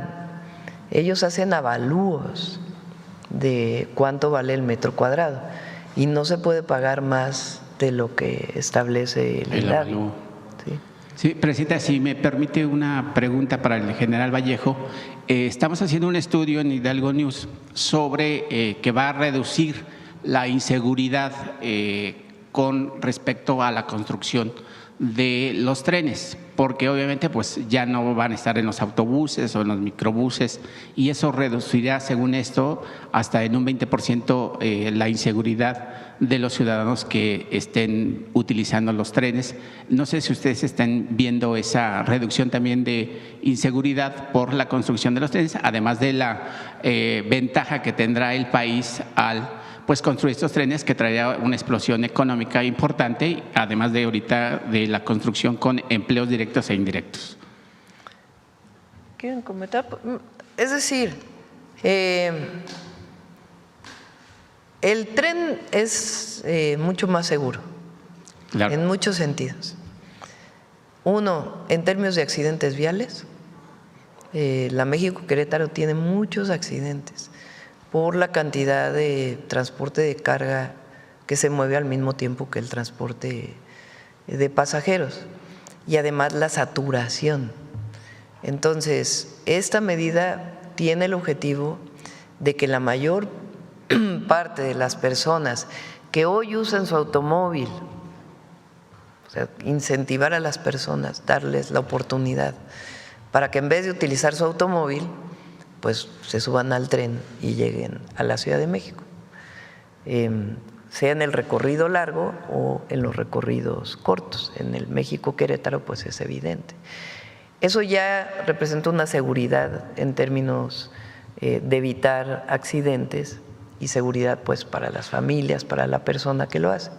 Y en términos de seguridad pública, pues también los trenes son muy seguros. Ahora, recuerda que nosotros tenemos un operativo que se llama Cero Robos en la México-Querétaro, que ha reducido de manera muy significativa los robos en esta carretera, igual que en la México-Puebla, igual que en la Mazatlán-Culiacán, que fueron las 3 primeras carreteras donde decidimos intervenir. Ahora también lo vamos a hacer en el Arco Norte.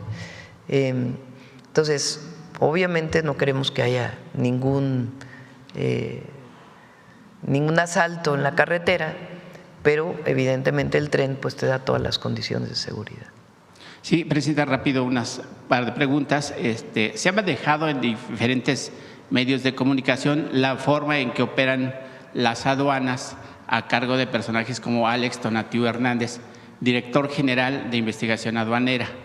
Y este personaje pues ya trabajó en el ANAM en su primer periodo con Mario Marín Mollinero, posteriormente trabajó con Horacio Duarte y perteneció al equipo de Juan Carlos Madero Larios y César Alejandro Reina Carrillo, funcionarios vinculados a la red de huachicol fiscal, supuestamente. Existe todo un entramado de pagos en áreas estratégicas y pagos de sobornos a funcionarios de distintos niveles para este tipo de cruce de puntos aduanales sin restricción alguna.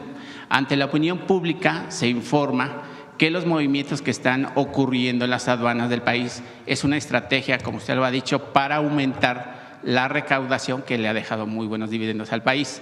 y también se requiere, se dice, aislar al personal militar actualmente encargado de los recintos fiscales.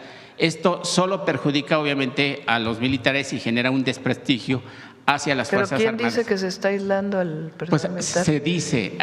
Bueno, eso se dice, pues son rumores, son rumores.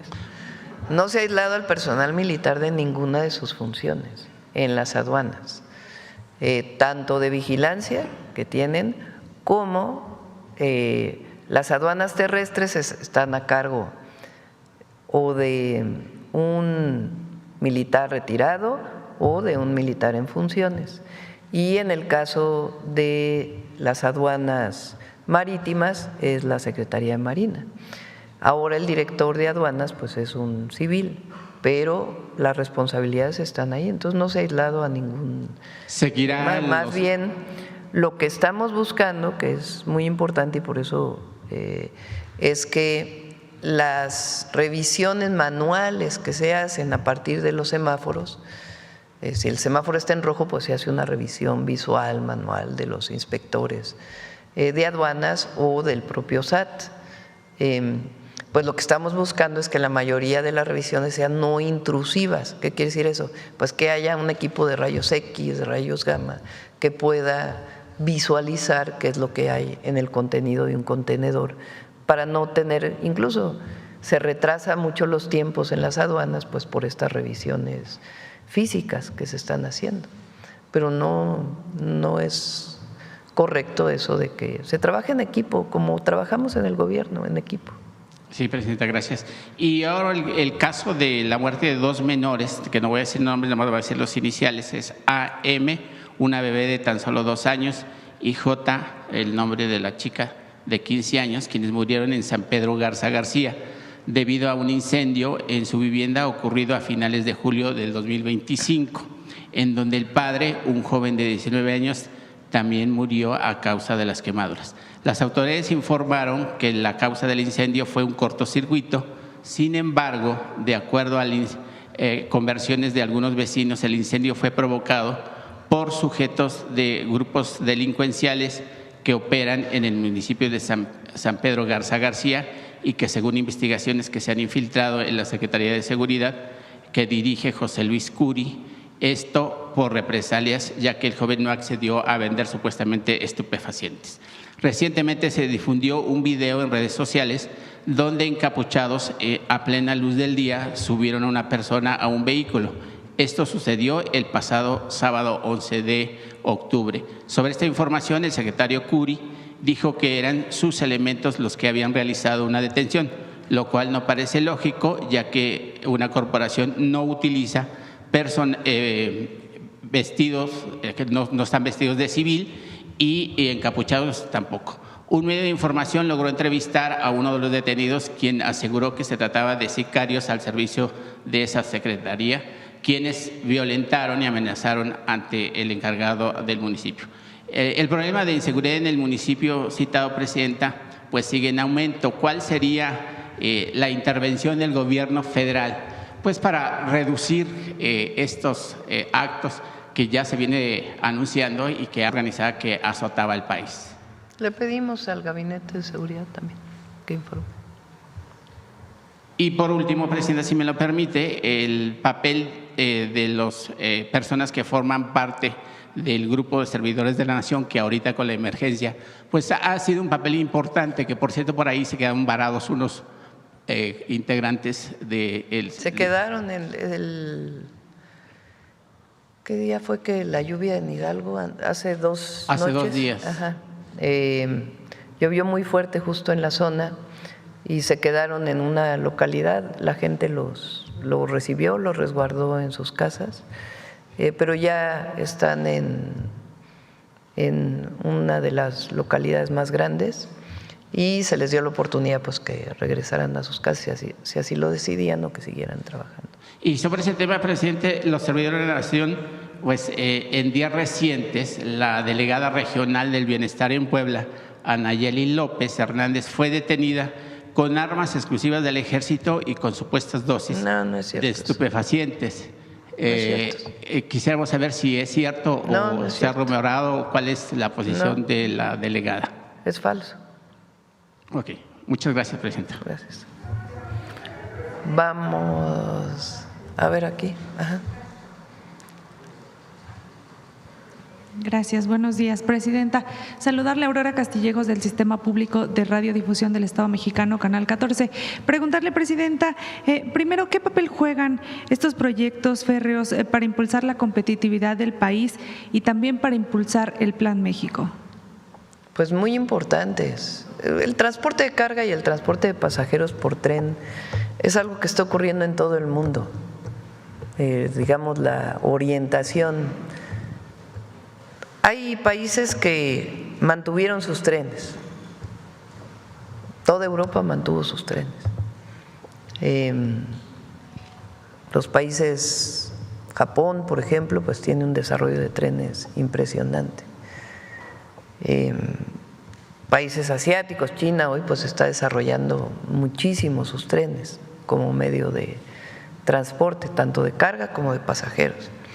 México fue de los que tenía una red ferroviaria enorme que se desarrolló desde finales del siglo XIX, principios del XX, y después decidieron privatizar. Zedillo privatizó los trenes y los trenes de pasajeros desaparecieron. Sí, el neoliberalismo en México, el problema que tuvo, además de muchas privatizaciones que no eran necesarias, la mayoría, pero que no eran necesarias y se hicieron de manera muy oscura, digamos, sin transparencia. Pero, digamos, hay privatizaciones que tomaron las empresas y las echaron a andar. Pero hay unas que privatizaron y desaparecieron. Es el caso de Fertimex, por ejemplo. México producía todos sus fertilizantes, privatizan esa empresa y en año y medio importación de fertilizantes. Los trenes es lo mismo, privatizan los trenes, dejan los trenes de carga con un nivel de servicio realmente menor de lo que podrían tener, del potencial que podrían tener, y en el caso de los trenes de pasajeros los desaparecen, el único que queda es el Chepe, el de Chihuahua, Sinaloa, turístico, pero como transporte los desaparecieron. A nosotros nos tocó ver cuando fui secretaria de Medio Ambiente que el presidente López Obrador entonces fue jefe de gobierno, cómo al privatizar las vías empezaron a levantar las vías como fierro viejo. Ahí entonces el jefe de gobierno, Andrés Manuel López Obrador, tomó la decisión de adquirir el derecho de vía para el gobierno de la ciudad. Me acuerdo todavía, costó 40 millones de pesos entonces, en el 2003 ha de haber sido, para que no se invadiera, porque si levantaban la vía, pues al otro día se iba a invadir. Entonces se compró el derecho de vía que se había privatizado. Y ahí se hizo una ciclovía para poder mantener el derecho de vía y que hubiera pues transporte por bicicleta. Pero es una de esas historias gravísimas del periodo neoliberal, privatización y desaparición. Ahora se están recuperando los trenes de pasajeros. El Tren Maya pues, tiene ya muchísimos pasajeros. Ya vamos a invitar al general Águila y a todo el equipo para que muestren cómo está funcionando, y ahora pues además va a ser el Tren Maya de carga que le va a dar un potencial al sureste impresionante, porque hoy el sureste tiene muchos problemas de conectividad. Entonces vamos a tener conectada el norte, Ciudad de México hacia el norte, y de Palenque hacia el sureste, el tren interoceánico. Y lo que queremos que nos dé tiempo es que aunque sea en el derecho de vía existente podamos conectar México-Veracruz, México-Coatzacoalcos, para que cuando salgamos del gobierno pues esté recuperada la conectividad por tren de toda la República. Entonces, es una visión de futuro para el país y claro que está vinculado con el Plan México. Claro, hablando de esta visión de futuro, ayer se reunió aquí en Palacio Nacional con el director ejecutivo mundial de Mazda. Hablaron de inversiones, es lo que nos informaba a través de redes sociales, y también de cómo favorece al Plan México. Preguntarle de qué se habló en esta reunión. Ellos tienen una planta muy importante en México que produce para el mercado nacional y también para exportación. Obviamente las industrias automotrices, todas las empresas automotrices, por el tema de los aranceles, pues tienen sus incertidumbres hacia futuro. Él planteó que la planta en México va a continuar, lo cual nos da muchísimo gusto, y quería ver nuestra visión de cómo se iba hacia adelante con el tema del tratado comercial y qué es lo que estábamos pensando, por ejemplo, en la regulación ambiental para los vehículos, qué tanto pensamos que se puede incorporar los vehículos eléctricos en nuestro país. Nosotros lo hemos dicho muchas veces, incluso desde hace mucho tiempo, yo pienso que México tiene un potencial de vehículos eléctricos, pero es muy importante la transición hacia el vehículo híbrido, el de combustión interna con electricidad, que no necesariamente tienes que estar conectado a la red. Ellos coincidieron en esta idea, entonces fue una conversación muy buena y pues sobre todo el compromiso de ellos de quedarse en México y seguir trabajando en México y cómo ven a México con un potencial enorme. Gracias. En una pregunta más, Presidenta, me gustaría saber su opinión de lo que sucedió este lunes en la Suprema Corte, que por primera vez se aplicó pues los términos de la reforma a la ley de amparo. Sucedió con uno de los casos que tiene el empresario Ricardo Salinas Pliego, quien buscaba impedir a la ministra Lenia Batres para abordar uno de los amparos, con lo que se buscaba evitar el pago de impuestos. Sin embargo, pues como sabemos, la reforma establece que las ministras y ministros no pueden ser apartados de un juicio por recusaciones o trámites que no inciden en el fondo del caso. Preguntarle su opinión sobre este tema, mandataria. Pues ya, la ley ya fue aprobada y la palabra, o bueno, las palabras Estado de Derecho se ha utilizado mucho en México y a veces la usa quien no paga impuestos o que no paga los impuestos que le corresponderían o para otras cosas, para que la ley esté a favor de algunos que tenían privilegios. Y todo el objetivo de la reforma al Poder Judicial pues es el principio de Juárez, nada ni nadie por encima de la ley. Y nosotros somos juaristas. Y México es juarista. Así. Gracias, Presidenta. Gracias. ¿Quién más? Pues ya la última, ¿no? Ya son 9:26. Yo creo que ahí lo dejamos, 9:26. Vamos con el detector de mentiras.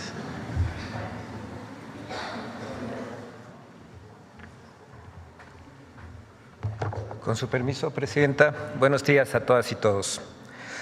Como ha ocurrido con distintas reformas propuestas por el actual gobierno, la iniciativa de reforma al Código Fiscal de la Federación ha sido blanco de mentiras y tergiversaciones por parte de comentaristas y medios de comunicación dedicados a difundir falsedades. Esta semana, las mentiras sobre la atención que el Gobierno de México ha dado a las familias afectadas por las lluvias extraordinarias en Hidalgo, Puebla, Querétaro, San Luis Potosí y Veracruz enlodaron la información de algunos medios de comunicación y redes sociales.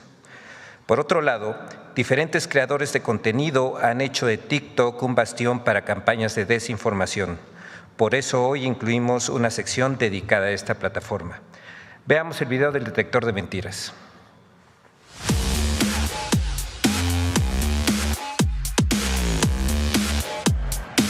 El refrito de la mentira de la ley espía, el falso montaje de la visita de la presidenta Claudia Sheinbaum a las zonas afectadas por las lluvias y hasta la supuesta desaparición de estudiantes de la Universidad Veracruzana son algunas de las noticias falsas que el detector de mentiras localizó esta semana. 1. Mentiras sobre la reforma al Código Fiscal. A. La reforma al Código Fiscal permitirá al gobierno espiar la actividad de los ciudadanos en aplicaciones. Tienen todas las armas para controlarte, espiarte. También a ti, ¿eh?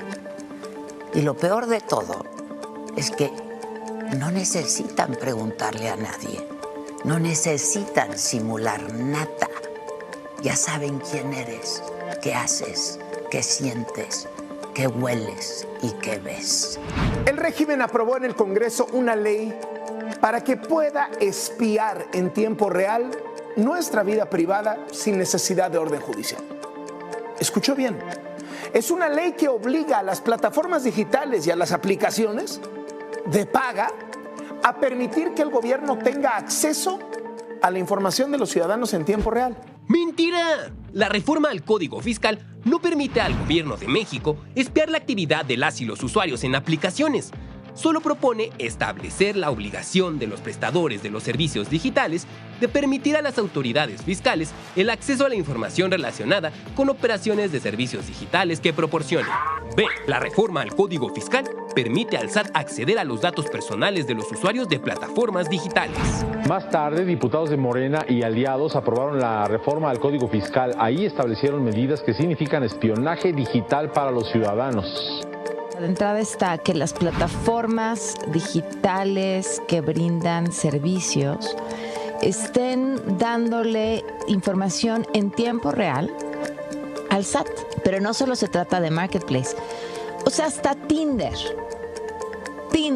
Quieren información en tiempo real de quienes están pagando su suscripción a Tinder. ¡Mentira! La reforma no otorga acceso al SAT a los datos personales de los usuarios de plataformas digitales. Esta iniciativa contempla el acceso de las autoridades fiscales a la información fiscal de los prestadores de servicios digitales, no de sus usuarios. 2. La visita de la presidenta Claudia Sheinbaum a estados afectados por las lluvias fue un montaje y las fotografías en las zonas afectadas fueron creadas por inteligencia artificial.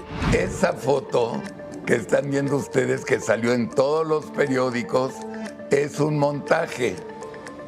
Porque, a ver, ¿dónde están los papás de las niñas? No importa.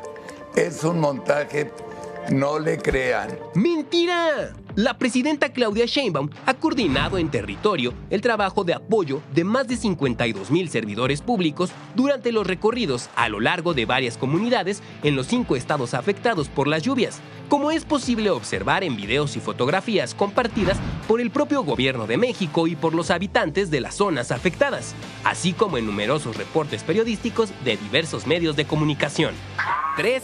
192 estudiantes de la Unidad Poza Rica de la Universidad Veracruzana desaparecieron tras las lluvias e inundaciones en la entidad. Mientras en Veracruz, estudiantes de la universidad afirman que 192 alumnos se encuentran desaparecidos. ¡Mentira! El rector de la Universidad Veracruzana, Martín Aguilar Sánchez, desmintió que 192 estudiantes de esa institución hayan desaparecido por las lluvias extraordinarias presentadas en Poza Rica, Veracruz, e informó que hasta el 16 de octubre de 2025, la Fiscalía General del Estado de Veracruz y la Comisión Nacional de Búsqueda no contaban con ningún reporte de estudiantes de la Universidad Veracruzana en calidad de no localizados. 4. El dinero recaudado de los impuestos saludables será utilizado en el Tren Maya o para construir la Casa de Legisladores. Lo peor es que ese dinero recabado por el IEPS se va a una bolsa general de la Tesorería General. ¿Y a dónde va a parar, Emilio? Al Tren Maya, a la refinería Dos Bocas. Es decir, es una mentira que son impuestos a la Casa de Noroña. A la Casa de Noroña. Los cuadros. ¡Mentira! El propósito principal de los impuestos saludables es cambiar los patrones de consumo de la población para combatir la crisis de salud en México por enfermedades como la obesidad o la diabetes. Lo recaudado por el aumento del IEPS a bebidas azucaradas será invertido para fortalecer el sistema de salud y abatir las consecuencias originadas por su consumo. De TikTok de mentiras. La presidenta Claudia Sheinbaum pidió 6 años de prisión a cualquiera que haga memes sobre políticos. ¡Mentira! La presidenta Claudia Sheinbaum no ha presentado ninguna iniciativa de ley ante el Congreso para la regulación de la generación de memes de políticos. También han circulado videos falsos de supuestas mujeres detenidas por publicar memes en contra de la presidenta. pero fueron generados con inteligencia artificial. En ellos es posible observar la marca de agua de la herramienta Sora, utilizada para generar contenido con esta tecnología.